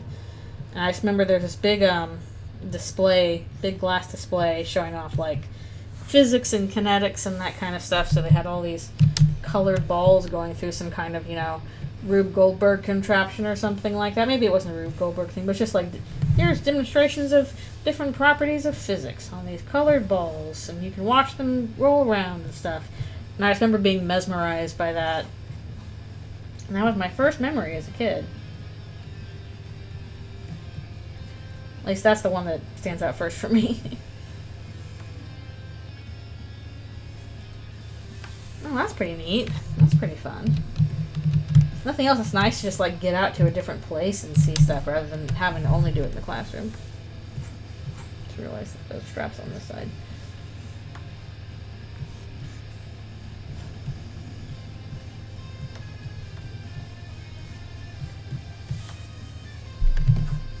Also, I think definitely going to that kind of stuff made me appreciate modern art more. People are like, oh, you know, modern art, yeah, anybody can do that. It doesn't mean anything. It's all weird. Why do they pay $1 million for that sort of thing? And then, like, actually going to, like, some modern art museums and having somebody, like, explain, okay, this is what this piece was done. This is what it means. And, you know, this is what the artist was trying to communicate. Or this is this weird technique they used. It's like, huh, okay. Now I appreciate this more. Maybe some of it's done for scamming reasons, but it's still interesting. If you let it be.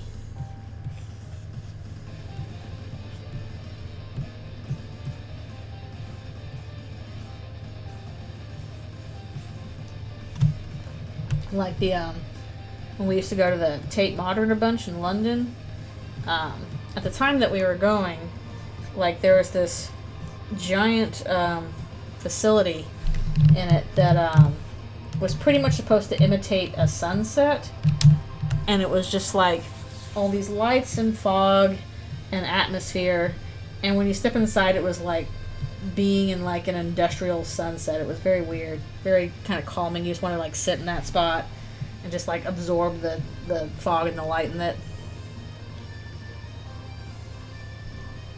Yeah, exactly. It's like, whether you can do that yourself or not, you didn't do that yourself or not.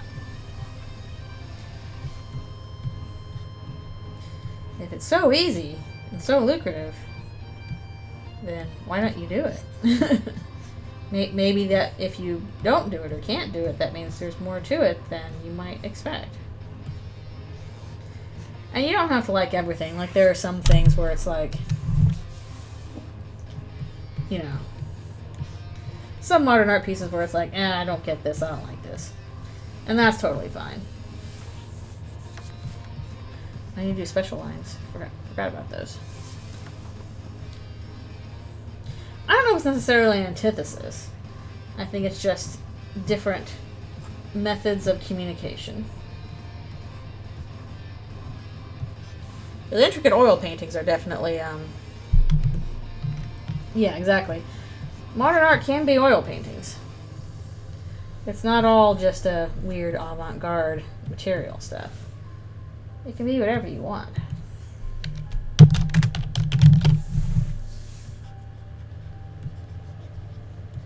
And that's pretty much Picasso, right? Okay, I think it's about time for my break. Oh, no, keep that on. So, I need to do a stretch.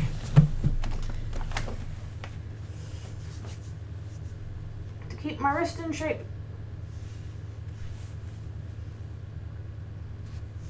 Meanwhile, Azrael asking the important questions.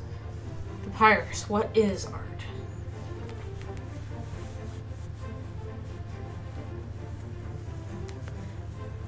Papyrus are just whatever I decide it is. As he's like, that's so true. Hello, hello, thanks a bunch for coming. Asriel's having a great time talking to Papyrus. But, still going through tough stuff, because it's like, are my parents secretly in a child sacrificing cult? You'd hope not. You hope not. But, you know, what do you do if that's the case?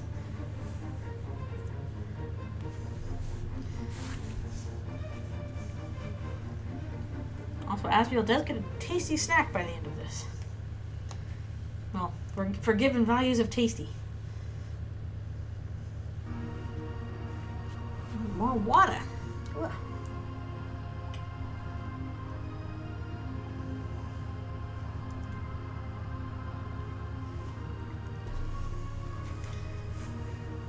Imagine we're all about to get the birds and the bees and the cultists that sacrifice them talk. Oh no. I think that might be too much information at once. Alright, I'll be right back for one more stretch. Alphys, you're still here. You're still watching. Look at you.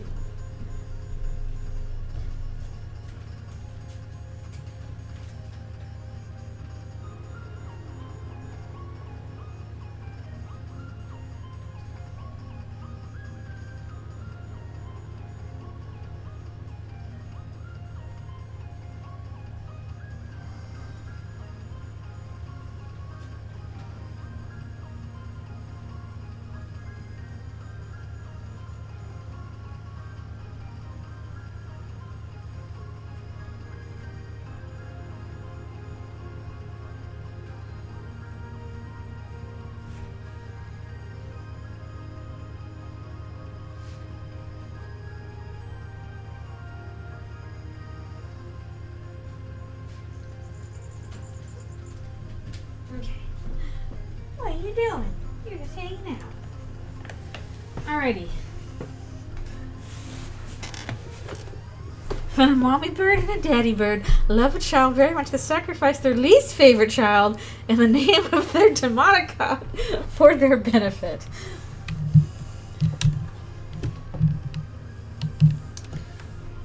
And it was like, but you see how that's worse, right?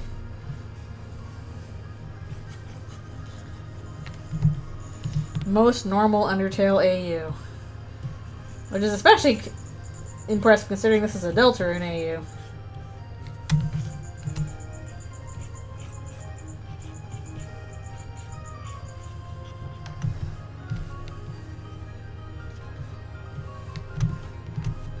That's where like, so what if in another universe I was an undead flower and you were a skeleton? What would happen?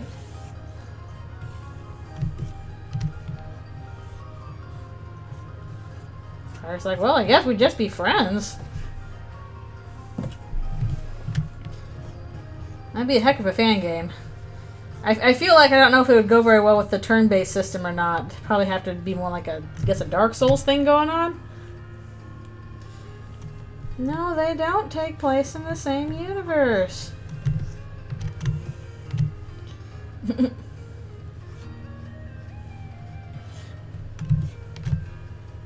It breaks all convention and hacks the player's computer. Most normal fan game. Toby Fox breaks into your house. Pushes everything off your shelves. And you're like, oh, thanks, Mr. Fox. I mean, that was kind of what Deltarune was like. We didn't know it was a game. It's just like, hey, download this, please. Thanks, bye. And we get this creepy, you accept everything that happens from now on message. And it's like, is this a virus? Well, sure, I'll take Toby Fox's, brand new virus. Sure thing.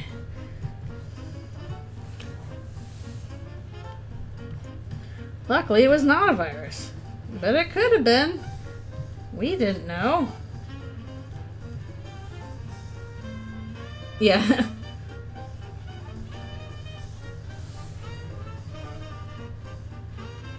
Oh, I ran it the day it came out. Are you kidding me? I heard about it and I'm like, crap, I gotta go to work. As soon as I get home, I'm gonna put that on. And I did. I was the man mad that ran it the day it came out.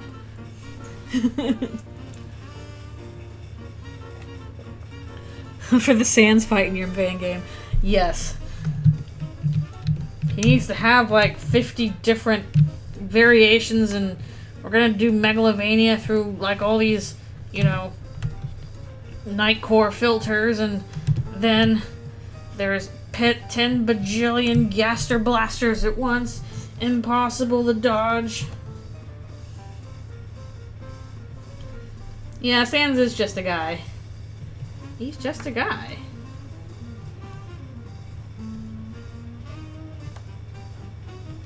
Even Papyrus is just a guy.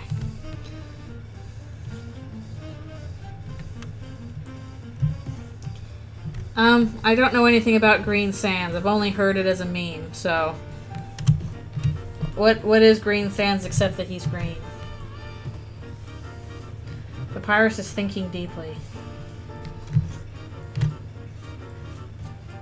Because Asriel asked him a very serious question. This is serious business time.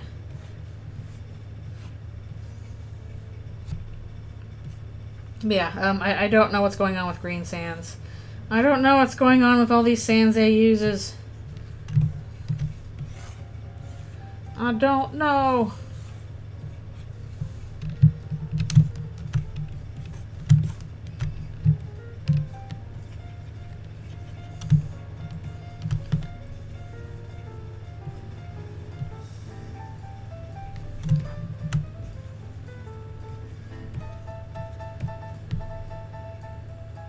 Oh, okay, that does sound fun, actually. So is that gonna have, like, you know, and then there's 50 different phases, and there's a, you can't dodge, and then he's bleeding out of one eye, and then his skull gets cracked, and then out come the ketchup bottles, and... Did I put this on special layer again? I did. Good grief, I did all that on special layer. Okay, let's fix that real quick. Sans pulls out a gun and shoots you. Most normal Sans fight.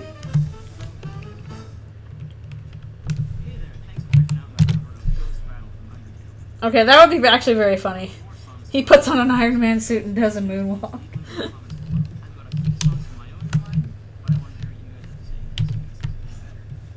Yeah, I am Iron Sans.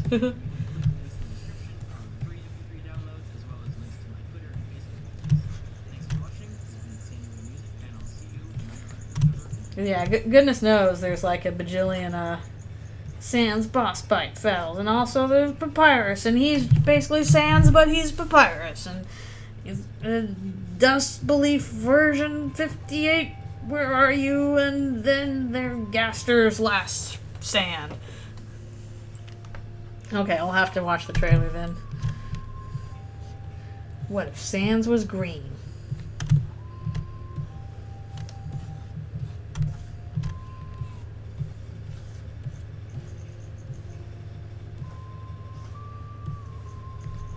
That's always a little fun tongue-in-cheek stuff, because ain't no easy task to design a good boss battle. We do. Where's all the Undyne versions? She's the hero here. Where's, like, Undyne fell last breath version 55 round 2 Smash Brothers Sisters fight? Yeah, where's some fan fights for Undyne? True. Besides, like, give us more versions of Battle Against a True Hero. Like, I acknowledge the fact that, like, you know, Megalovania is a great song. There's no denying that, like, I don't think Megalovania is overrated or anything, but, like, just from personal taste, I like Battle Against a True Hero more than Megalovania. That's just the one I like personally more. So I'd really like to see more, you know, cool versions of Battle Against a True Hero. That would be cool. At least I've seen like some people give Alfie's a fan boss battle with the, you know, Alfie's takes action. Like, okay, that's nice. I'm glad that at least she got a little bit of she got some fan battles. But comparatively, Undyne should have plenty of fan boss battles too. Her boss battle music kicks ass. Her fight is quite difficult. Adderall. No, Alphys, your action is eat a bug. Your action is hide under the shoes. Your action is have a beautiful face.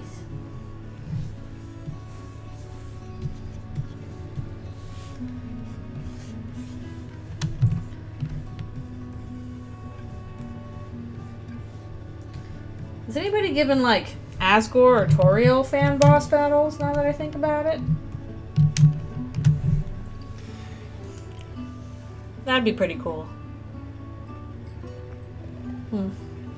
I'm sure it is no easy task to program a boss battle. There's so many things you got to think about, especially in terms of just like, you know, timing for it. If it feels good to fight, you can get the hang of it. If it's fair but still challenging, like, ugh, I wouldn't know how to do that. Oh yeah, and then there's Toby's coding. Okay, I'm glad there's some Asgore fan fights, because like Asgore's boss fight is pretty cool too. Don't forget about Asgore. Don't forget me, your ex-husband.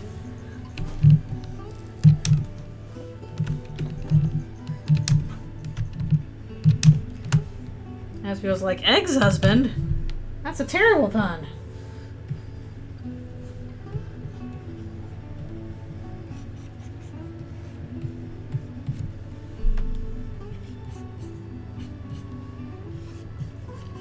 What about Toriel fan boss fights?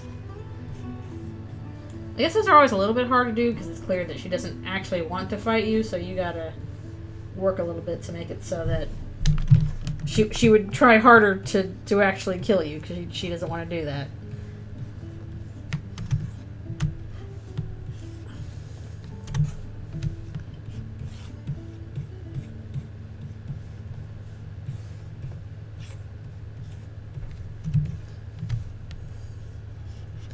And then, of course, I know there's probably a bunch of Gaster boss battles, because that's fun to play with.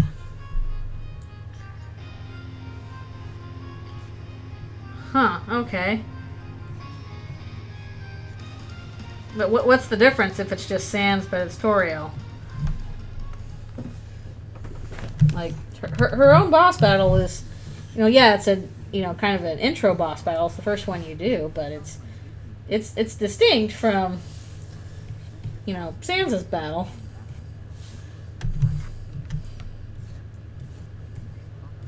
I don't know. Maybe it's just doesn't interest people.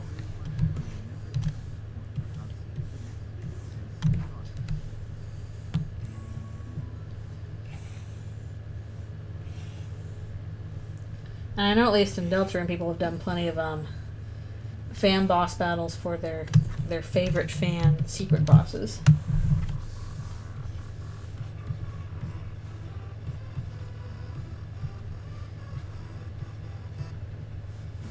Even though I don't think anybody has guessed the secret bosses.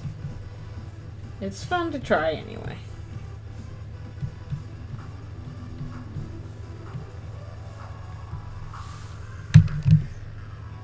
I was like, eh.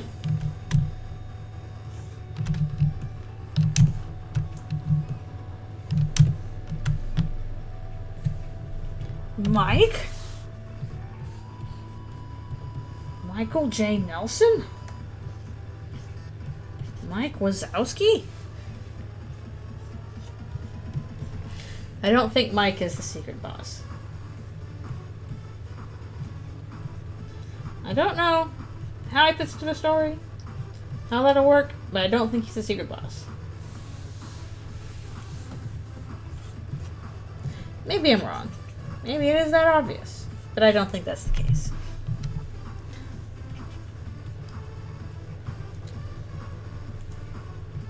Mostly because, like, usually with the last two, the trend with the last two secret bosses is that they will hint at the next main boss. So like Jevil hinted at you know, Queen as the next antagonist. So the Queen is coming, and Spamton seems to have beef with Tenna more than anything else. So I'm guessing Tenna is the next boss, next primary boss we'll be dealing with. But I guess we'll find out eventually, hopefully, very soon. Be nice. I know it's being worked on.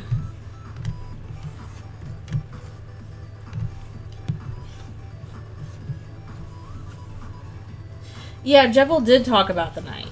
He talked about the night, but he mentioned Queen very briefly. Basically, Tenna was only brought up in the Spamton sweepstakes. There's one of the pages that you can get to is called in spaces Damn You Tenna, and seems to be Spamton talking about Tenna and the Cathode crew messed up everything. They're all gonna pay for this, and it shows the TV being off in that thing. So there's speculation that Tenna is personifying the TV in some way, in the same way that Queen was like personifying the computer. And most have interpreted Tenna as male. I personally like the interpretation that they're female, because you have that antenna pun like right there. This feels like TV antenna. So it feels like you gotta do something with that. What is going on with his arm here? I don't like that.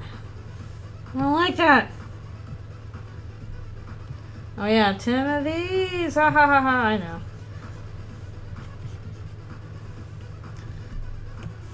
I've seen that joke. Who's Tenna? 10 of these. Shot from far away. That was really good. I actually really like the sweepstakes. I should rewatch them. They're so weird and uncomfortable.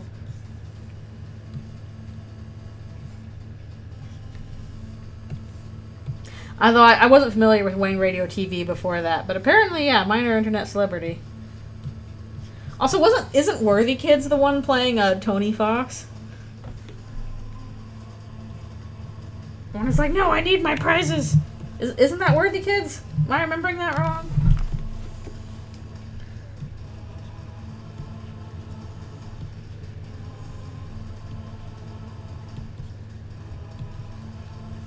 I hope that's the case, because that'd be very funny.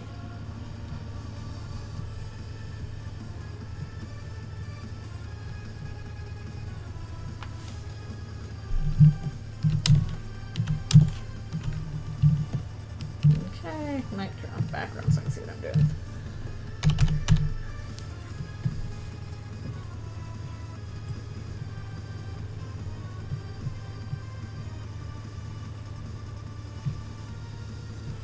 Some fun Asriel faces here.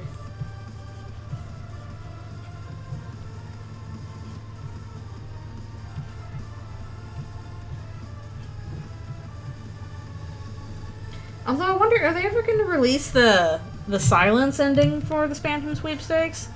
So they said, oh, we filmed 2 endings, whichever one wins, we'll, show that one, but maybe you can show the other one later. And they never showed the other one. And I want to know what happens in the silence ending. Please.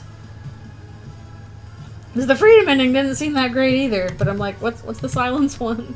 Is it scarier?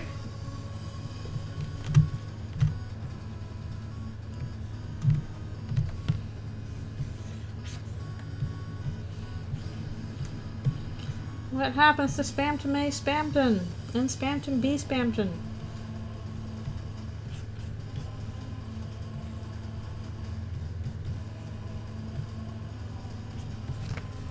It's hidden in chapter 3. No! I have to do a bunch of digging. All rise for the National Spamton.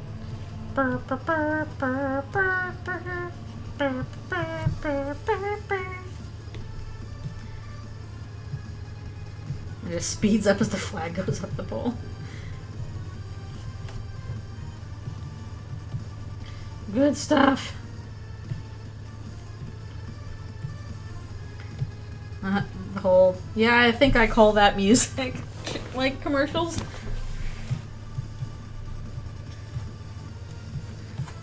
I want all the references to 90s television that nobody else is gonna get. None of the kids are gonna get. And I'll be like, I remember that from television in the 90s. Pirate's a little anxious.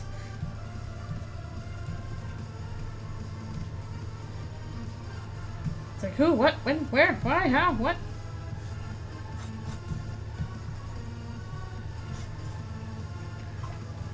Oh no, I'm mitosing, Asriel, watch out!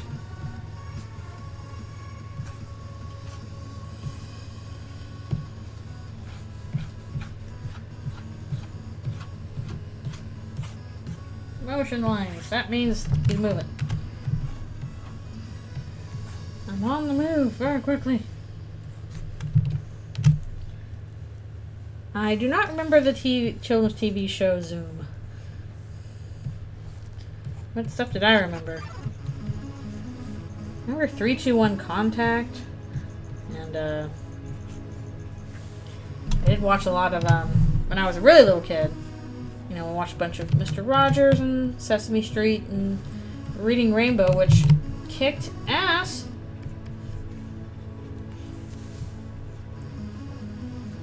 And I know there's gonna be like just random TV things, like stuff you would do on commercials, little jingles you would hear. Reading Rainbow does slap.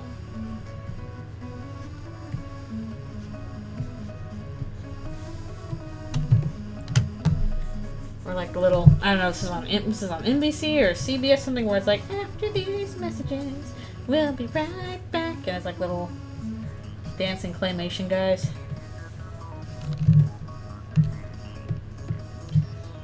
Okay.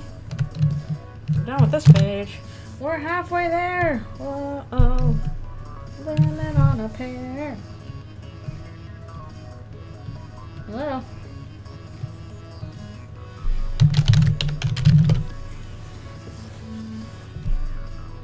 Papyrus is an expert in, like, demonology stuff. Relevant to Asriel's investigations. At least that's what he says. Brought to you by viewers like you. Thank you. Yeah, exactly. PBS.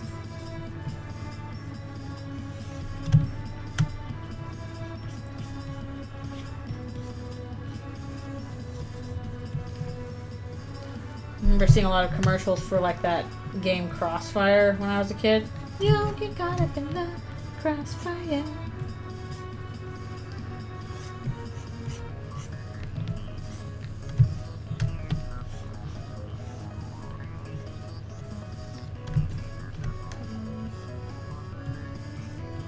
Really complicated cereal commercials.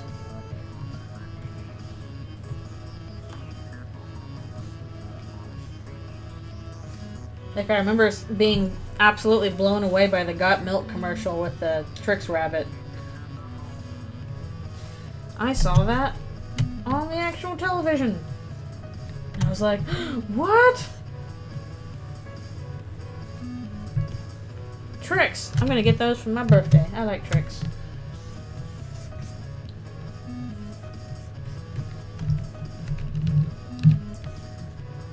Yeah, there was a Got Milk commercial they had where, like, this kind of nervous adult... Yeah, they don't really have different flavors. There was a Got Milk commercial where, like, this kind of nervous-looking adult goes into the store and buys some cereal, including some Trix, and gets home into his dark home, and then the costume comes off, and you realize it was the Trix Rabbit disguised as a human, and he's like, finally, after all this time, Trix are for rabbits! And he pours himself a bowl, and then he goes to pour the milk, And then the milk isn't there, and he's like, and it's got milk. That was kind of a brilliant campaign. Yeah, I remember like we got turned into the Tasmanian devil so that or the honeycomb Tasmanian devil so that we'll eat the honeycombs.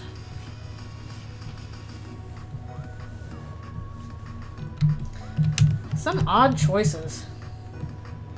Odd choices with their cereal campaign.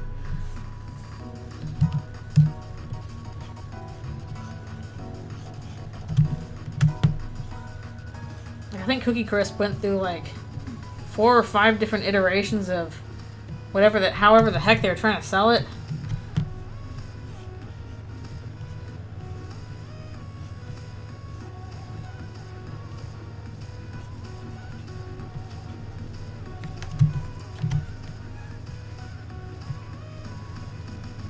Remember when Toucan Sam had like 3 toucan nephews like Huey, Dewey, and Louie?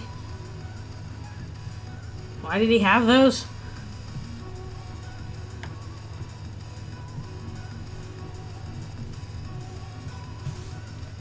I don't even remember what their names are. They were just like Huey, Dewey, and Louie, but they were baby Toucan Sams.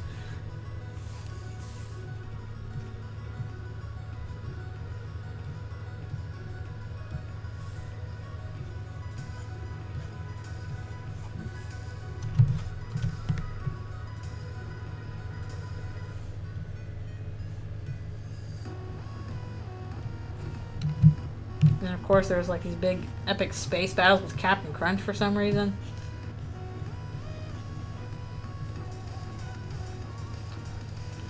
Anyways, I hope Deltarune makes deep cuts into weird things that we saw on the TV once and didn't fully understand. But a bunch of 90s kids will be like, oh, wait! I remember that! That was weird! I had forgotten it existed until now.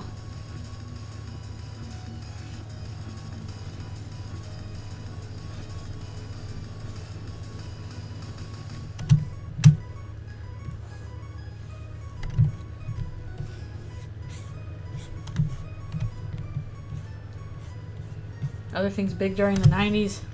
Dragon Tales. Big during the 90s. Irish dancing. My brother did that. Irish dancing was really big during the 90s for like some reason or something.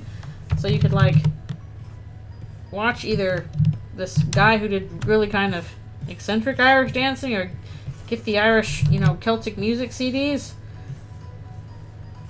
If you call now.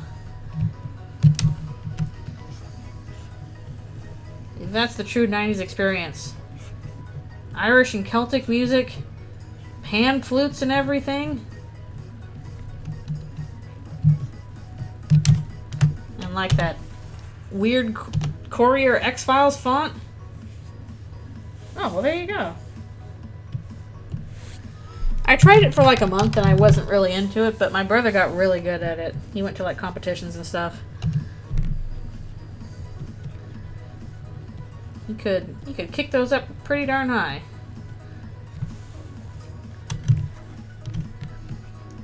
I don't know when he stopped doing it, but yeah, for a number of years when my brother, his recreational thing was Irish dancing. He did a lot of that. And he got pretty good. Let's see. More water.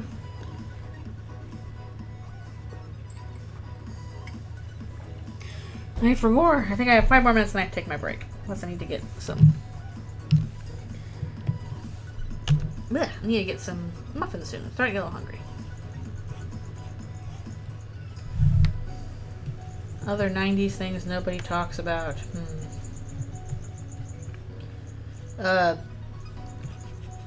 Basically, like 900 numbers you could call. And it's like, call for Santa to tell you a story.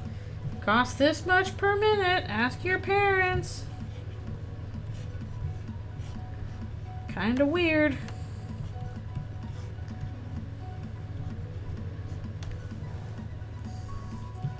Chris gets a thing of like, call this number. Talk to Gaster. $6 a minute. Chris tries to call. It's just garbage noise. You still lost $666.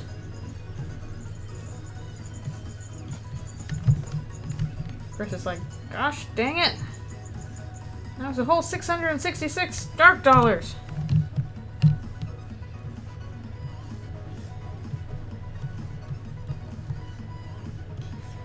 Call and Uncle Gaster will tell you a story.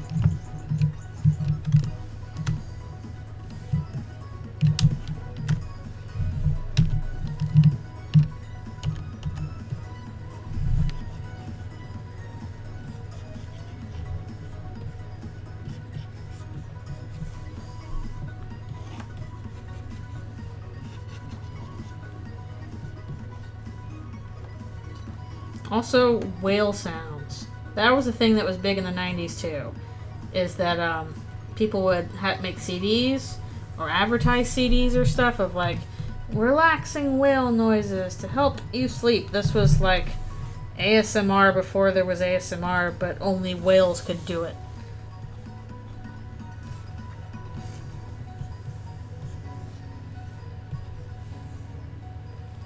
In the 90s, only whales were allowed to do ASMR.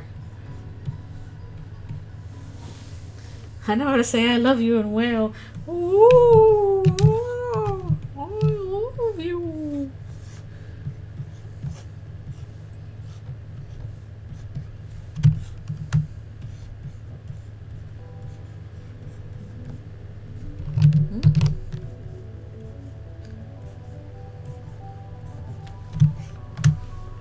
And this also, this is like, I'm thinking 90s stuff. I'm sure also it kind of blends into 2000 stuff too, but I'm not sure at what point it stops being 90s and starts being 2000s. People do that all the time, completely unprompted. Ooh, ooh.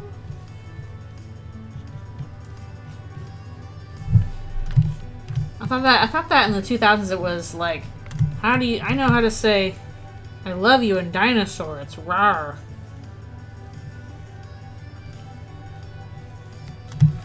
Susie, you know how to say I love you in dinosaur.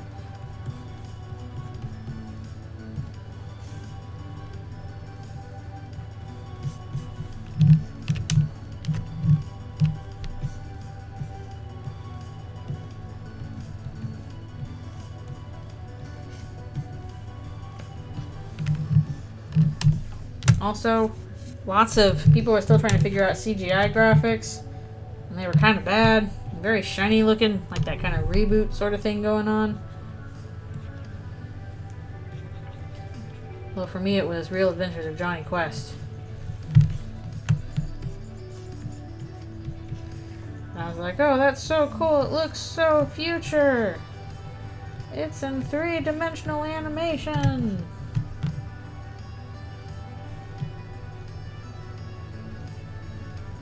That's an aesthetic I want to see people bring back.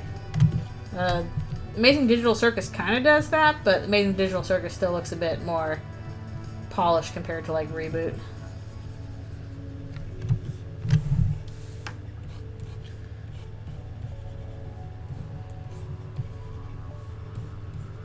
Alright, finish this panel, and then we will take a stretch break and a muffin break.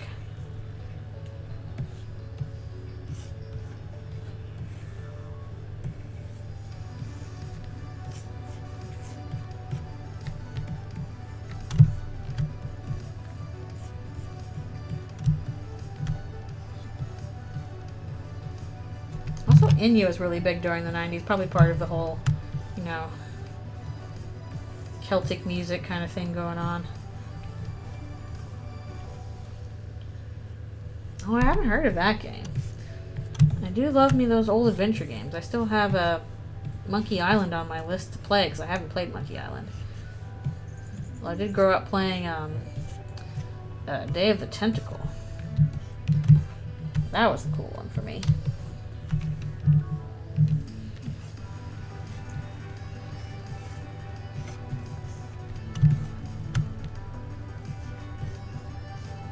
Isn't there like an adventure game maker kind of the same way there is like an RPG maker nowadays? Where you can make your own adventure games? for point and click adventure games specifically. So I guess adventure games encompasses broader things nowadays than that. That's pretty cool. I'm glad there are tools nowadays that let you do that. Because coding is certainly hard.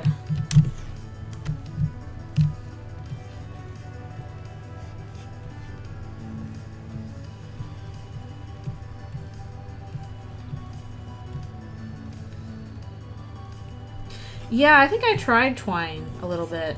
I was just giving it a try, and it was pretty cool. Which would be very good for, yeah, it's like some text-based adventure games. Or just, text games in general.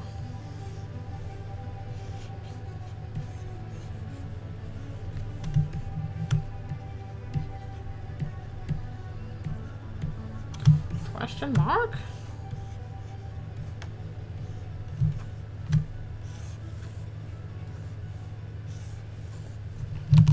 What if you were a demon and the person summoned you and then they were like, never mind?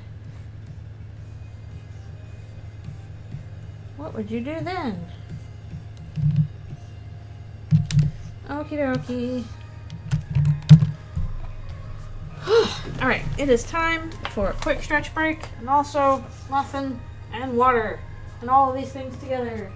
And Alfie's is still on her rock, looking very regal.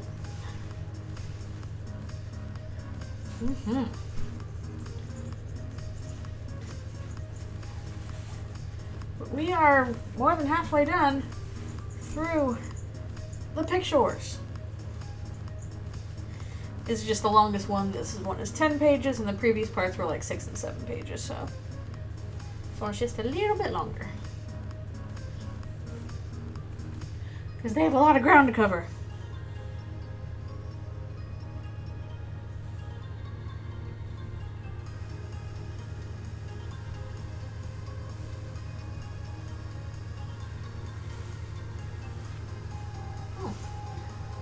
Starting to get a little hungry, so I better grab myself a muffin. Already prepared. Ugh.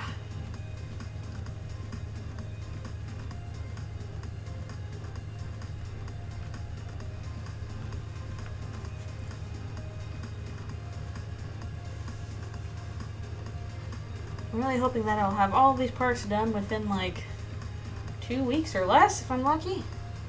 So I already got one done, and the second one's almost done. Getting there soon. Alright, be right back for muffin and stretch. Alfies, you entertain them. In the meanwhile, you can do it.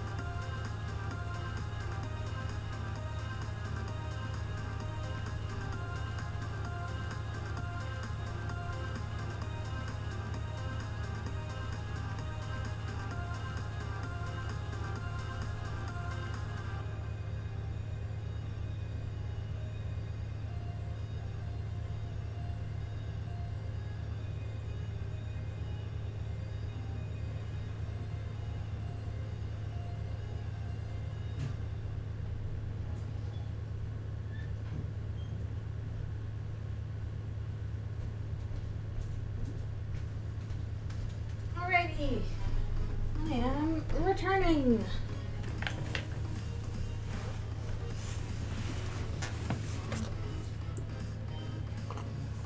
Oh no.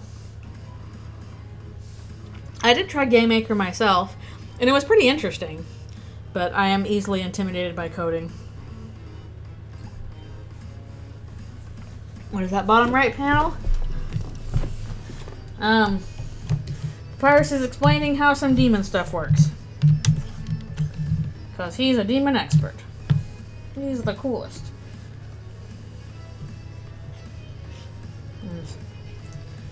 As he's like, huh, really?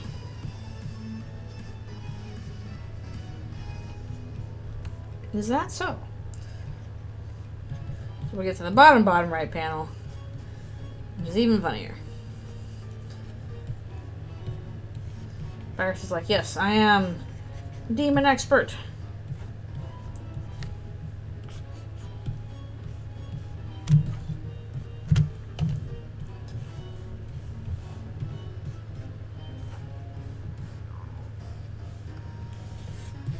Why he's got all this stuff around him.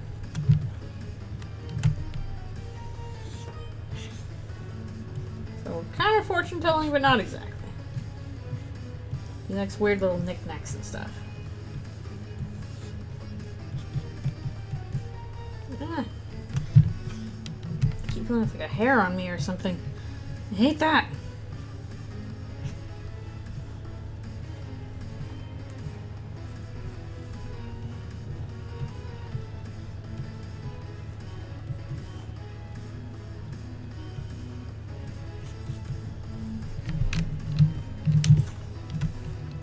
And the lines are getting too in the way.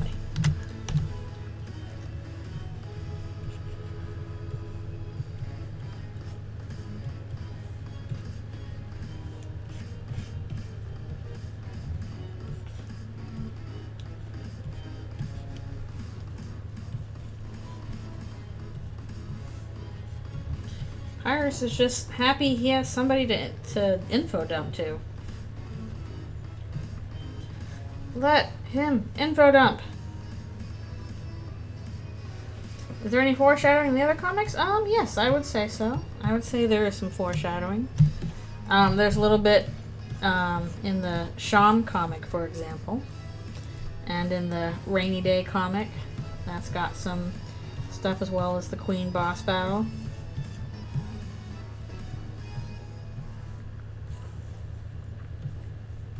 Certainly stuff in the last Azzy one too. The last one with Azzy investigating. So there's certainly quite a bit here, but there's some in previous ones too.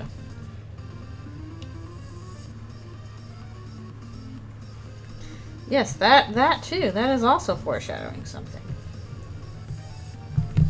Although you can say that you killed it or they killed it. It's fine. I don't think this is... I don't have a TikTok. I don't know that I'll ever get one. I hope I don't have to. But it sounds like a lot of artists are like, oh, they have to do this to self-advertise. And it's like, ooh. I'm already keeping up with like 4 social medias. But yes, the for now that Ralsei said is, that is also foreshadowing.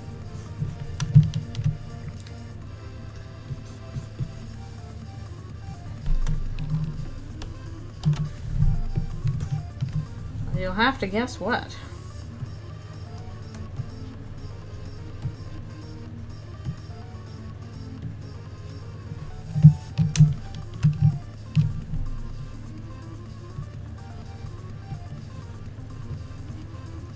Yeah, definitely in this one with Azzy, more foreshadowing.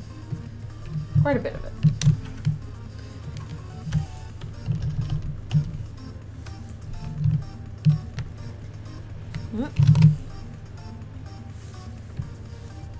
Well, as Ralsei says, he really wants companionship.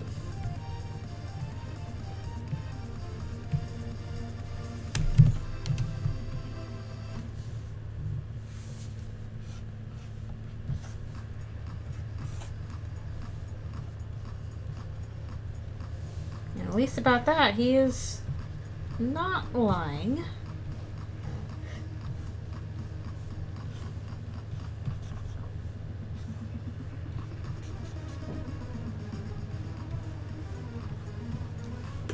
Just perhaps not being wholly truthful.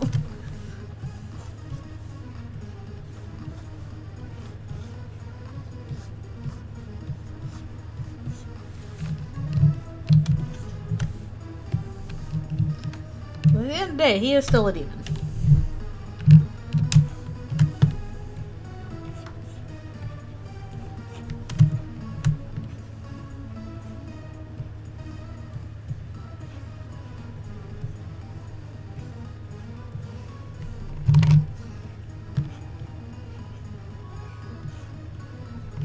Like that. I'll do that.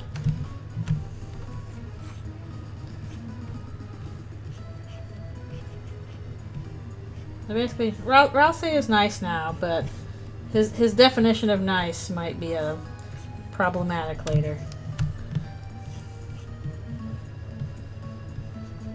Might be an issue.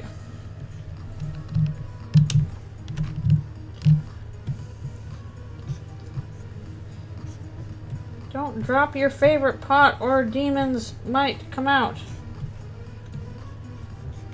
Now when I break a favorite dish, it's like, feels like, oh, I've released the demons. Ah.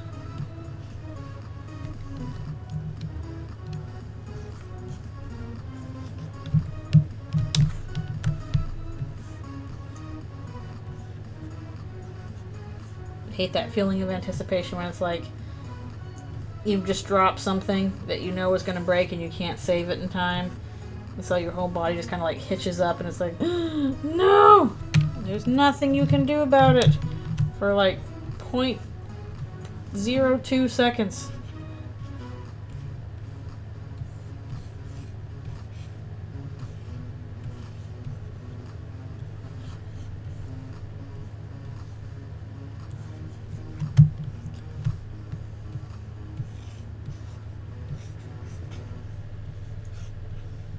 Okay. We are done with that one. A lot of space for text on this page. And on to page 7.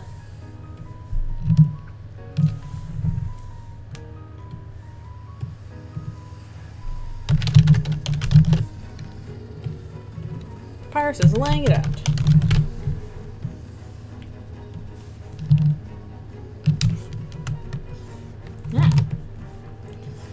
Actually, Papyrus drops some major foreshadowing on this page.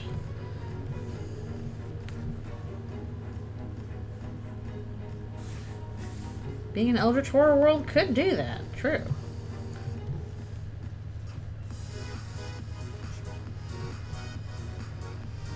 True enough.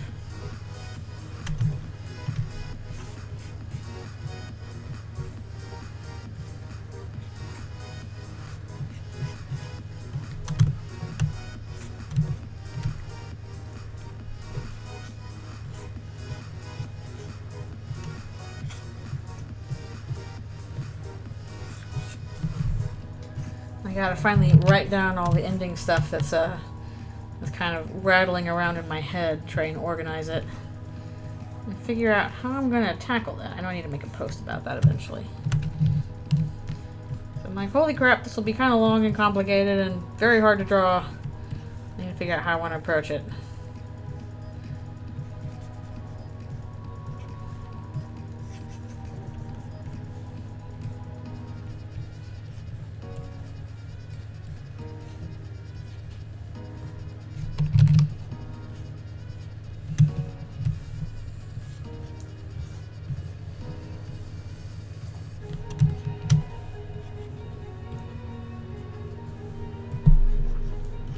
Especially in terms of like time to do stuff.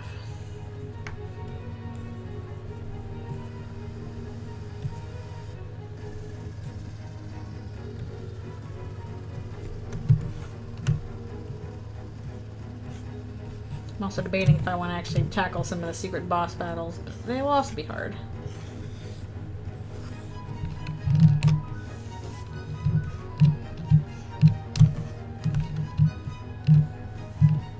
What song is this? This is, let me check the thing. This is a remix by Stormpart, kind of Heartache and Ruins mix.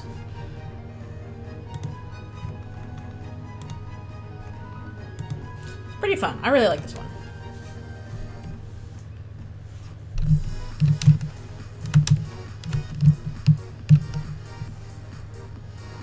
The virus yells at something.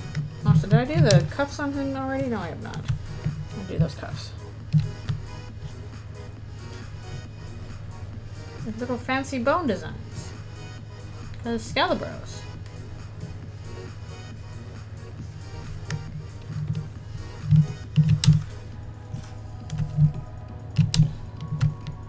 This is my like 1,000+ playlist of Undertale and Deltarune remix songs. I need to add some more Undertale Yellow remixes to it, actually. I only have a few, so I gotta add some more. Oh, there's a whole dang soundtrack out there that's really good.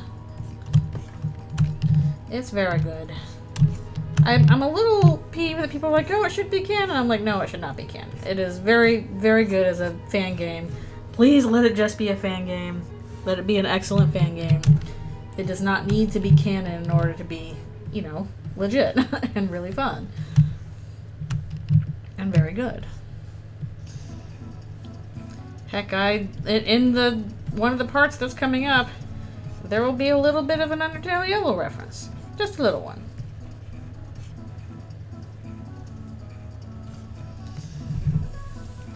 Yeah, oh my goodness, so much work went into that. Like, what, 7 years? That is a heck of a long time for a project. And it shows. It looks really good. Exactly, valid and good is not the same thing as canon. They do not need to be.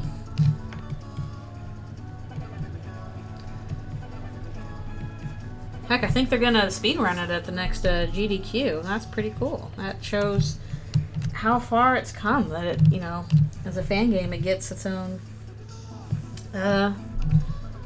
little thing, a little category for it. That's pretty awesome.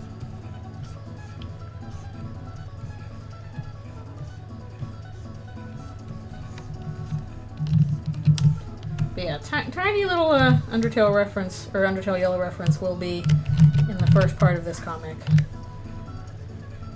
Not the one with Azzy and Papyrus, but a different one.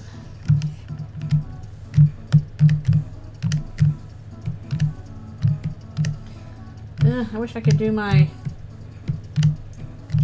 So much easier to do.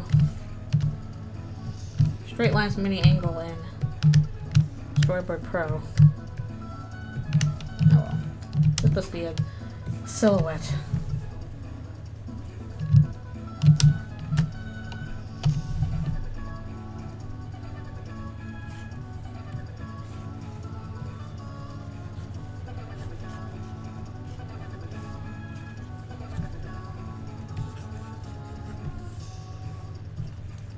Honestly, what I also hope is that, like, the team that made Undertale Yellow, that this is kind of like the equivalent of their, you know, Halloween hack that Toby had. And it's like, okay, we've proven we can do a really good fan game. Let's do, like, a very kick-ass original game. I would play it. Yeah, for sure. Project management is no joke. Nothing to sneeze at. Like, I want to do a big Deltarune fan project once the whole game is out. And the thing that's definitely intimidating most for me is the project management part. I'm like, oh boy, that's gonna be scary and tricky. But it might be also good skills to practice.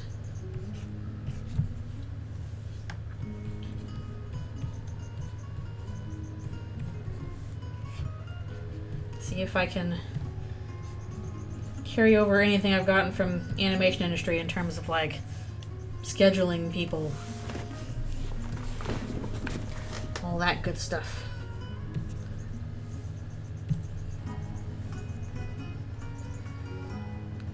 Yeah, all this stuff. It's intimidating.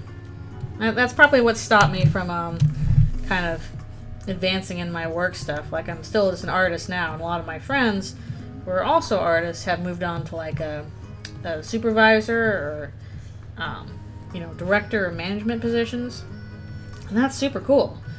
And part of me is like, oh, I know I could do that, but part of me is also like, oh, that's very intimidating, because suddenly it's like, instead of just being responsible for your own work, you're now responsible for everybody else's work and making sure they get everything done on time, and you know, making sure they have all the materials they need, making sure they can work together okay. That's scary stuff. That ain't nothing to sneeze at. That's why I was actually like really glad to hear that Toby got a producer for working on Deltrine. I'm like, oh my goodness, that's going to help so much. People really underestimate what a good producer will do in terms of like making sure your project stays on task and get done. It is no easy feat. So I'm like, okay, if I do this big fan project, that'll be really fun, but the scary part will be the actual people management, production time. Well, producer, you have more than just a timeline. You have a timeline and you have a budget. You have to make sure people are doing everything they're supposed to be doing on time and in budget. And almost every time when you have some big project, something's going to go wrong. Something's going to take longer than you expected. Something's not going to be working and you'll have to redo it. Something is just like... I'm afraid of producers. No, a good producer will save your skids. So, yeah, they know what they're doing. Like, if you're an artist, a good producer is like, here's what you need, here's your materials, here's what you have to do it by. You know, if you need anything else, let me know. And you're like, great. And if you have everything you have and you're a good worker and you deliver what you've got, and they're like, awesome. We'll pass this on to the next part of the pipeline and they'll keep going. But all that's a lot to think about. Yeah. That's inevitable with any team project is you know, if you're not controlling all aspects of it, then somebody else's input is going to be in it. And ideally, if everything's going well, then, you know, they're just adding to the aspects of it instead of taking away from it. Like, at least for what I want to do, I will need people who can do, like, music and sound and stuff like that, and voices. I can't do that. I'm just, I don't know how. I'm not skilled. But there's a lot of people out there who are skilled at it. So that is what I would want help with. And also probably editing, because editing is very time consuming. And I recognize the fact that I can put together like rough cuts of what I do, but you usually need an actual editor to make it polish the way it's supposed to be, the way people kind of expect it. It's an interesting thing.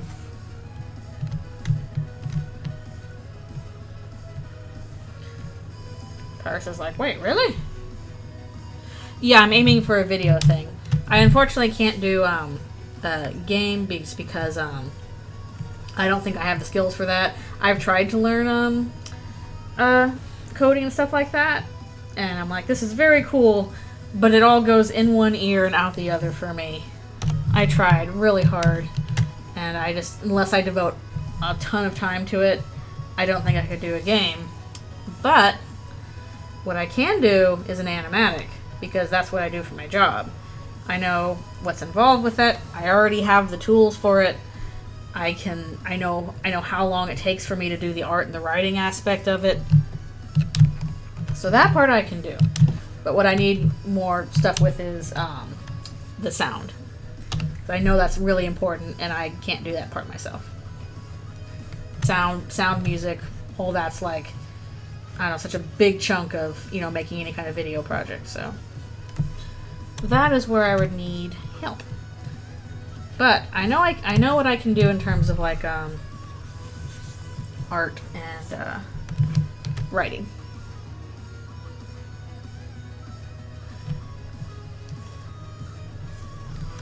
Oh yeah, I'm sure too.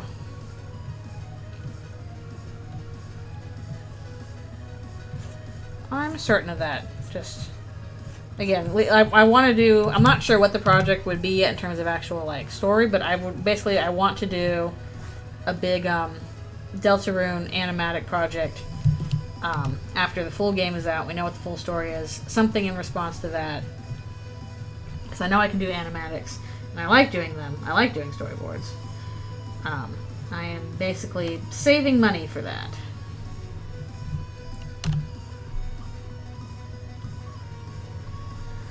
And I could be like, okay, I know I can do this much in like a month's time.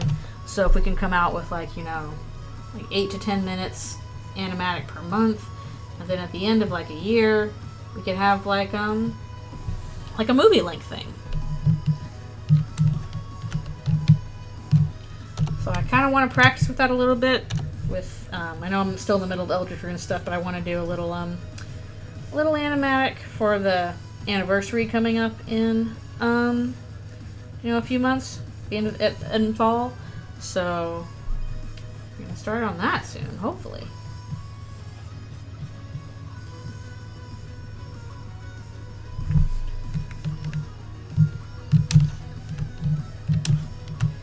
Yeah, time will fly by for sure, because who knows when we'll get the full game out. I don't know, maybe 2027 or something like that. We've got, you know, after we get 3 and 4, we'll have 3 more chapters to do. So, don't know how long those will take, but again, since Toby got, like, you know, he has a full team as a producer, which again makes a big difference, I think it'll go a little faster than people expect. Depending on how ambitious the last few chapters are.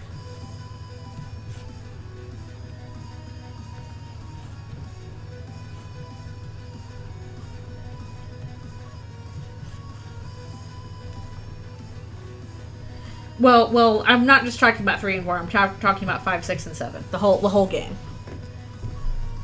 Once the full game is out, because yeah, I think that 3 and 4 will be out probably really late in the year, but by the end of the year, assuming nothing goes terribly wrong. Assuming that there are no major problems and everything goes according to schedule, I think it'll be out by the end of the year. That's kind of what the newsletter made it sound like. Maybe early next year if, you know, there's still some more stuff to do that we haven't thought about.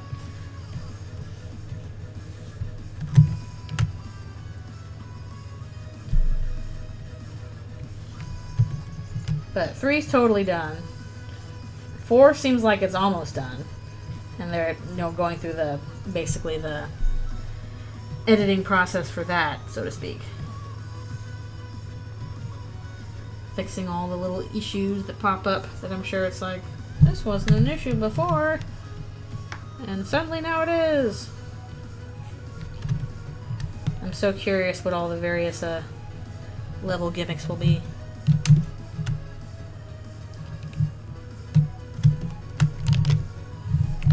I could see any time from October to December. Nope, messed up my thing. Personally.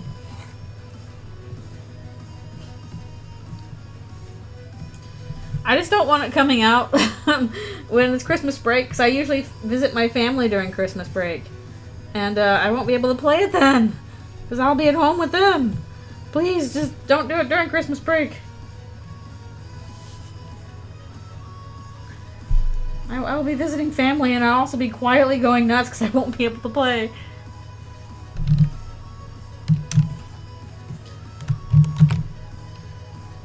Papyrus is a little bit nervous about something.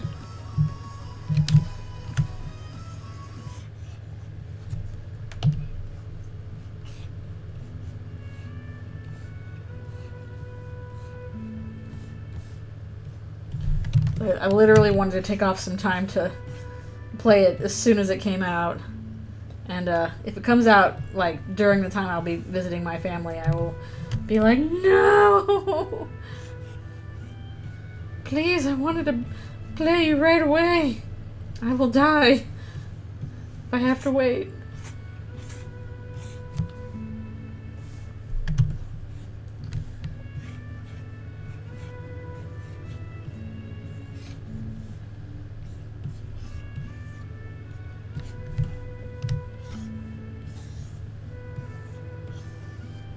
if I got like a Steam Deck or something. It's supposedly pretty good.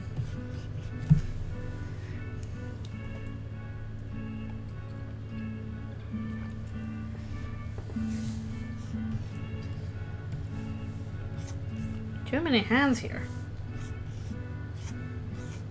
Too many.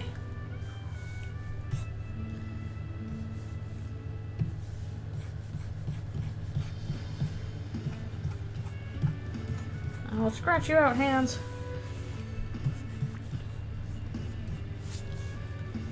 Delta in Chapter 3 and Knuckles. Now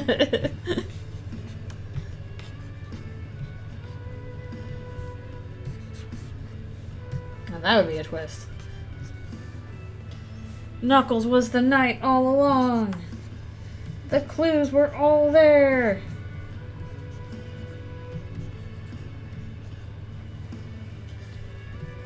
That's right, Chris. I'm making the chaos fountains. I don't know Knuckles very well, so I'm probably getting that wrong. I haven't played much Sonic in my life.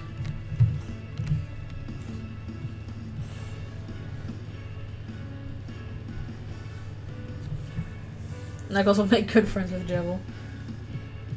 Is Knuckles that chaotic? Well, I guess I don't Chaos Emeralds. Chaos, chaos.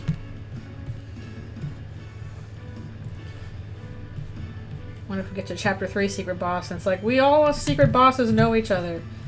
We're in the Secret Boss Club. Get it? Because it's a secret club for bosses. It's a Secret Boss Club. Honestly, I could also see a thing of like, there's not a secret boss in season 3, in Chapter 3, or the secret boss in Chapter 3 we can't fight until later. Until a later chapter. Just to make things complicated.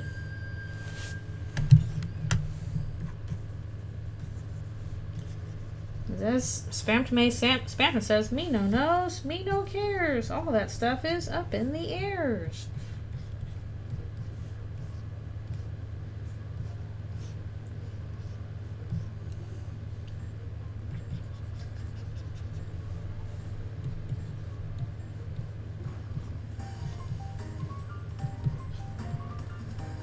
Iris is a little bit nervous now.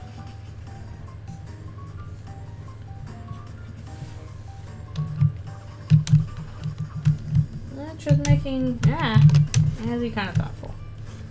We just got a big foreshadowing bomb here. Dun dun dun.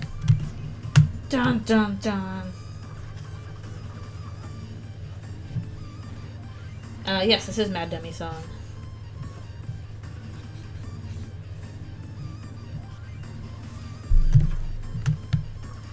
I really do like that how even though like the Mad Mew Mew battle only happens in the Switch version, just with the newsletters it's kind of been like, yep, Mad Mew Mew is canon to Undertale as a whole. We're just counting her.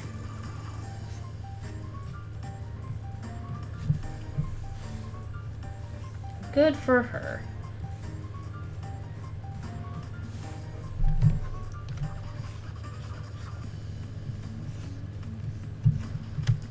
I mean, I have a Switch. I guess I should try it sometime. I don't know if she belongs to Papyrus or not. I mean, I think they could just be friends and hang out. They'd probably get along. Actually, I think that's kind of implied in the newsletter. Like, if you have a friend, and they have the same name, you could have code names. Quiet, Papyrus. Some very good jokes there. Maybe I should do something with the ghosts in Eldritch Rune too. Need to make like a color card for them. I haven't done that yet.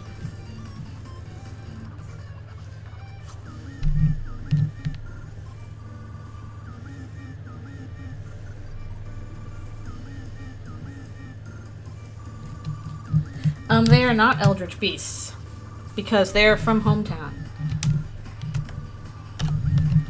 They are actually ghosts. They are just poltergeists. They live in the old ghost house.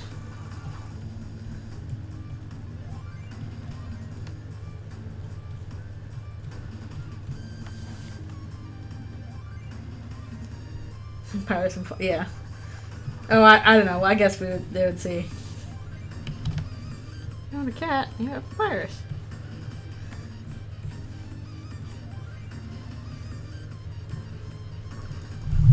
Go back and read that again. Read that. No, let's leave it like that. Okay. When was my next break supposed to be? I forgot. I might need to do it soon. Like a few minutes, I guess.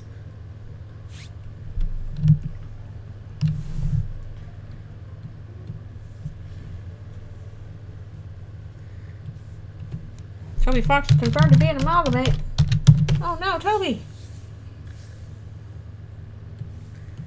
Yeah, you are a clown. You live in the circus. And you sleep on a big bouncy ball. And you were caged for being too annoying. Are you going to answer the letter or not? I'm getting to that. Oh, the April Fool's letter thing.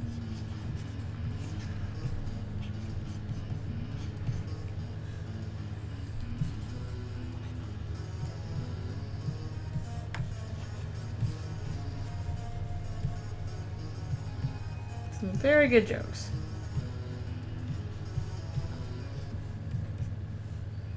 I'm glad they finally let Papyrus answer more mail, and also let him interact with Flowey more, because that's very funny.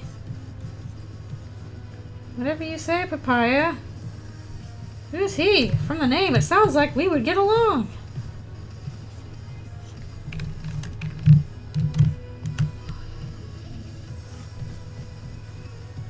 Actually, I need to look up some... I got an ask on Tumblr. I need to look up some lines from Papyrus to get back into crazy crack theory territory. I gotta go find a decent, no commentary Undertale playthrough.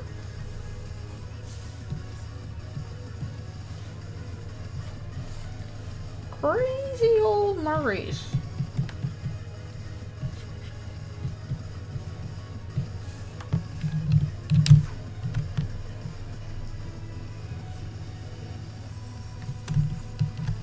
That's me. Yeah.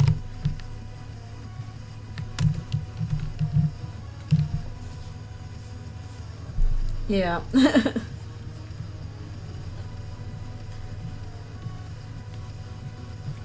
Flowey doesn't seem that bothered by it. He's mostly just like, uh-huh, okay, sure.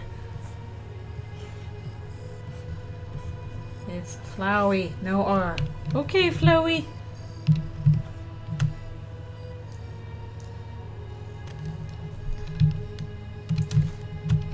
Yeah, Papyrus is in this interesting position where, like, he's not dumb.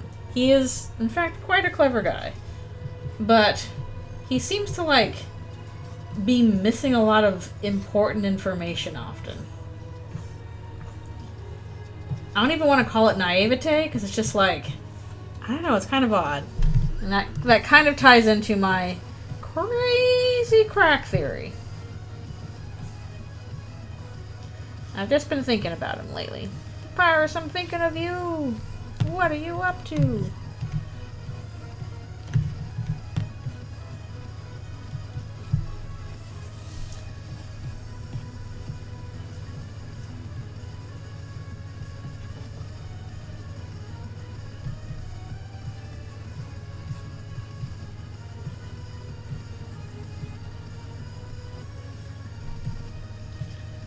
Yeah, unfortunately, people did some Flanderizations with Papyrus, and he's like, oh, he's a dumb little baby and doesn't know how anything works. And no, that's not how Papyrus is. He just really wants to be liked, mostly.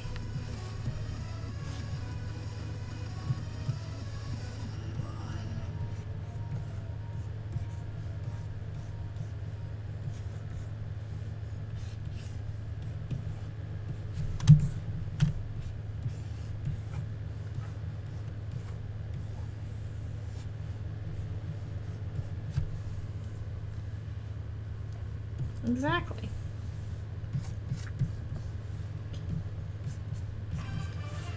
Okay, after this one I need to take another quick break to get another muffin and stretch and all that.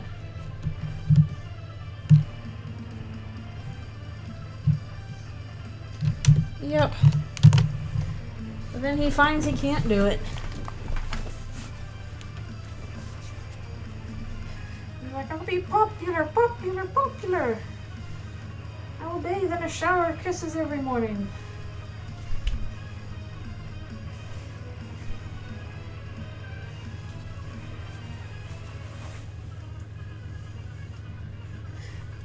I find it kind of interesting that Sans knows exactly what a human looks like, and Papyrus doesn't. I don't know. Like, presumably, they raised together. They should have supposedly the same knowledge. What's that in front of the rock?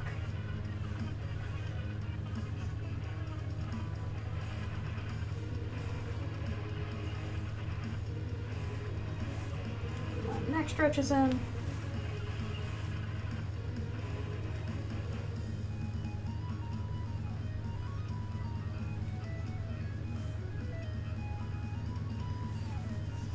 I do like it. And honestly, also, Papyrus is nice enough that even if, like, you are at 1 HP, he does not finish you off. He's just like, nope, now I have to put you in my little holding thing that I'm not even going to lock anyway. He's just too nice of a guy.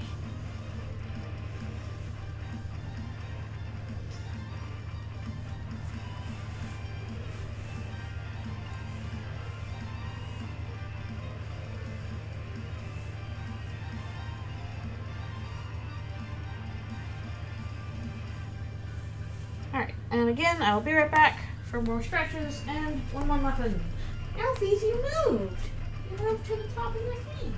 You did.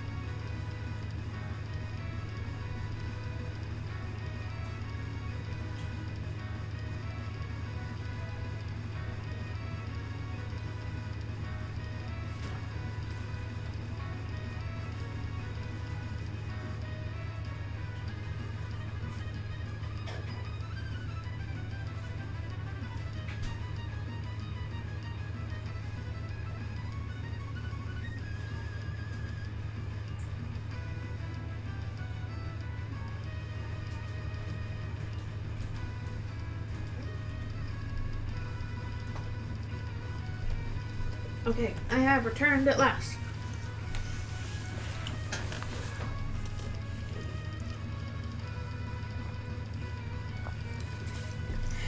Whew! And yeah, that is pretty cool.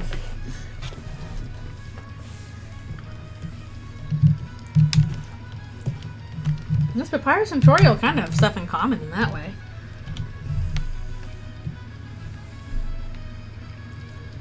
Yeah, he is very determined to not hurt you. Or at least not kill you.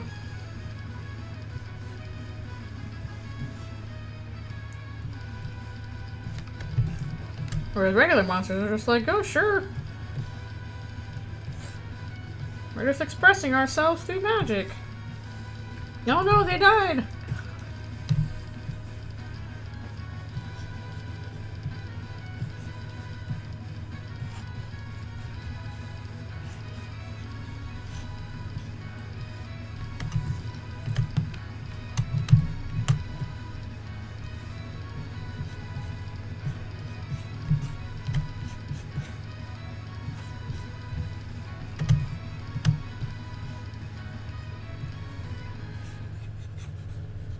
But yeah, now I'm thinking about it. I'm like, okay, does Sans know what a human looks like because Toriel tells him at some point, perhaps? Or did he already know before talking to Toriel about it?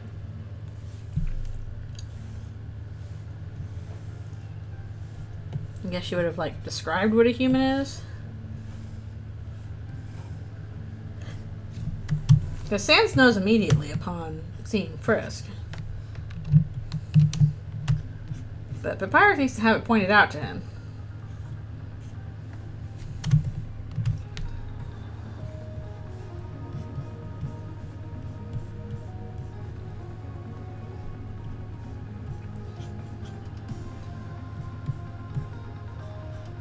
I suddenly have this going on in my brain because of other stuff, so I'm trying to think of, like, did Sans already know this, or was this information given to him by Toriel?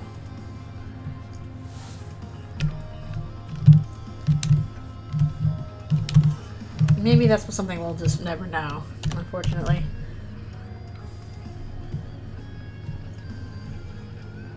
Maybe it will stay nebulous.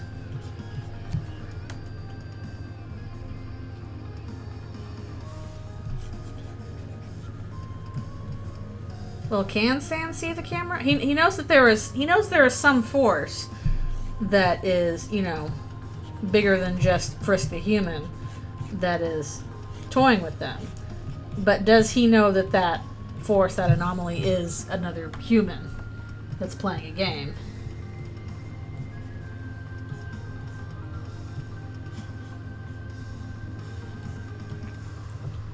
So I don't know if it's ever proven that Sans can basically look past the fourth wall.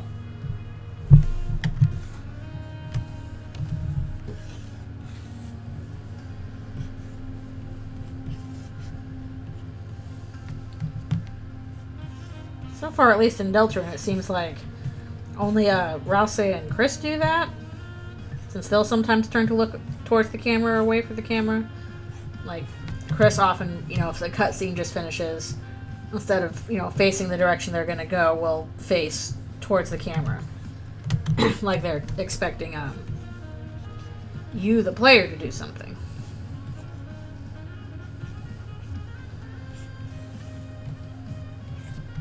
There's a couple times where Rouse seems to be addressing the player rather than Chris.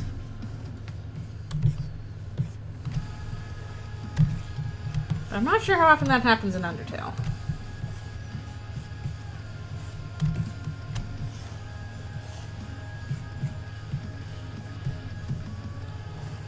Oh, sorry about the ads. I was talking all through them. Goodness gracious. I was musing about who can and cannot see the fourth wall. I'm not sure if Sans can or not.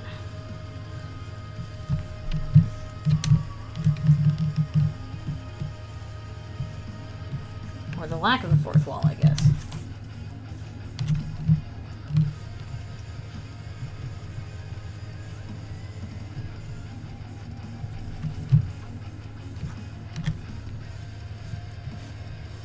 Papyrus, get some buns. Go buy a cinnamon buns. Did the drum shot pot. Oh, that's true. Did the badum-tis and did the wink and the nod.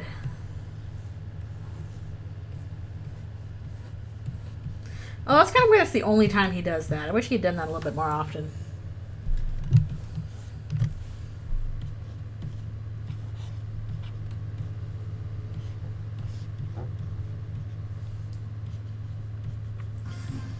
Like, I gotta play to the audience. They're out there somewhere. I know they are.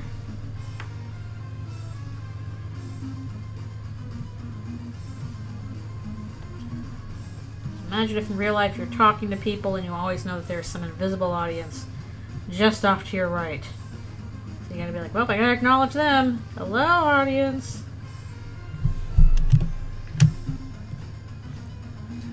I hope you're having fun with our lives. Help.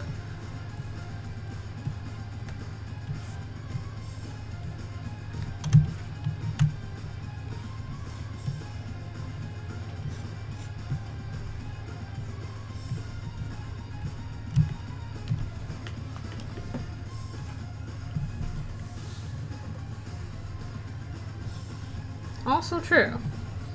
And I guess also just during the boss battle, he's kind of hopping around the battle screen, just out of sight of the player. Sometimes they're like halfway out of sight.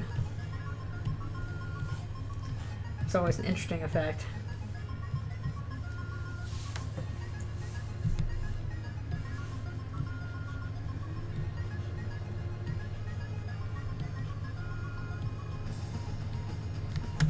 You can't see me.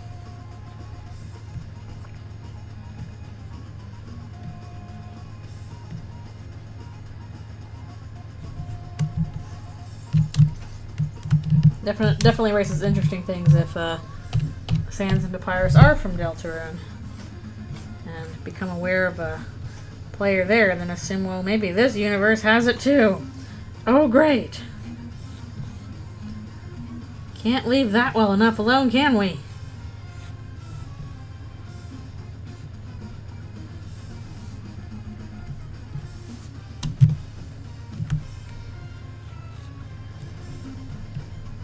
Got money! As he joined my Patreon!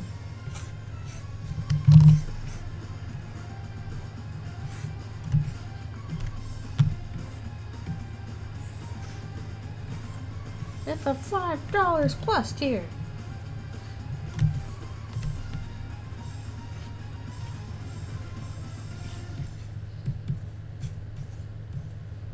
Gotta do Big Eyes Papyrus.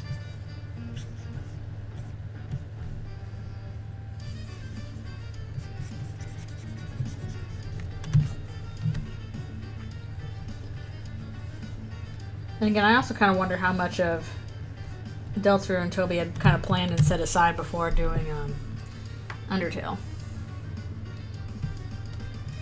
I don't know, what's your idea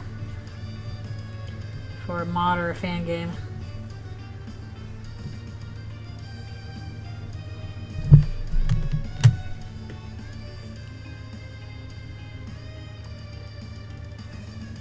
Ooh.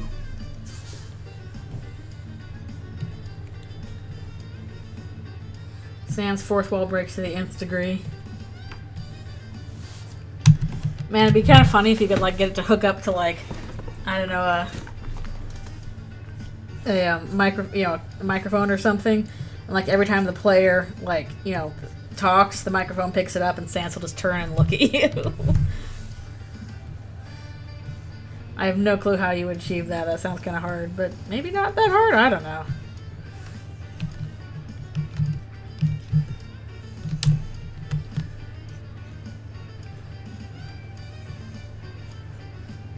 Every copy of Undertale is personalized. The fan game.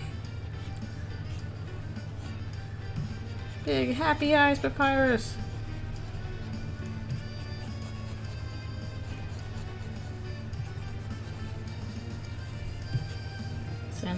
Sand goes all one shot on you. It's like, I'm in your computer right now. Go to your files.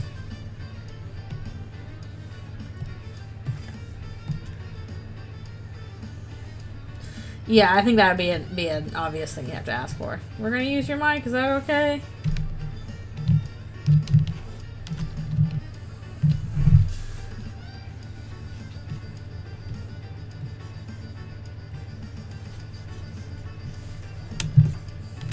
Obviously, I don't know if he could program it to like actually respond to stuff you say, but just even having the sprite like turn and look at you or wink or shrug or whatever whenever you say something.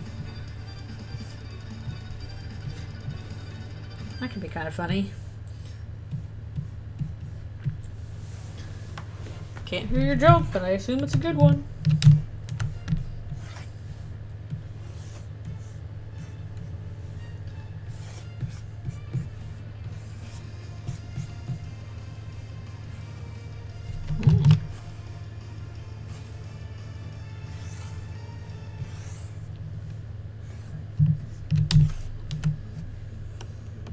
Papyrus is on the move.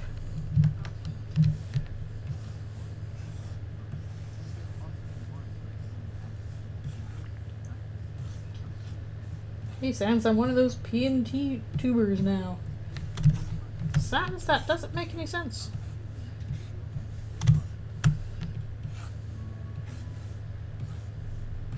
My Sans and Papyrus forces are mediocre at best.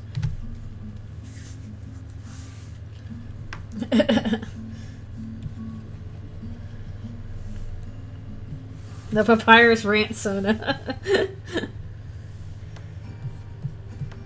As you can see, this game clearly lacks the things which make games great, namely me, Papyrus. I will have to sadly award this Papyrusless game an 8.5 out of 10. Bones. I'm sorry that this cannot be higher, but you will simply have to improve by increasing your papyrus quantity. I believe you can do this, if you try.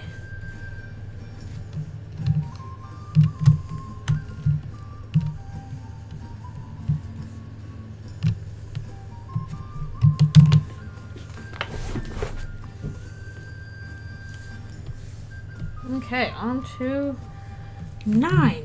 We're almost done. I'm gonna try and finish these lines out. Okay, you know who would have a great rant Sona? Mew Mew. Mad Mew Mew would have great rant Sona. Just getting irrationally angry at everything, and also she's a cute cat girl. She'd be the most popular VTuber in the world.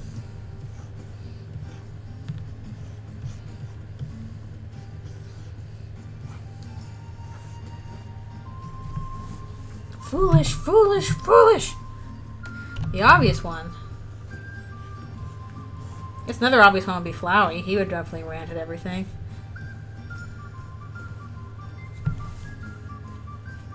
He's gonna be popular, but he fits the archetype of a rant Sona. Oh shoot, I screwed this up. Burger Pants? That could also be it. Uh-oh, I think my whole computer might have frozen.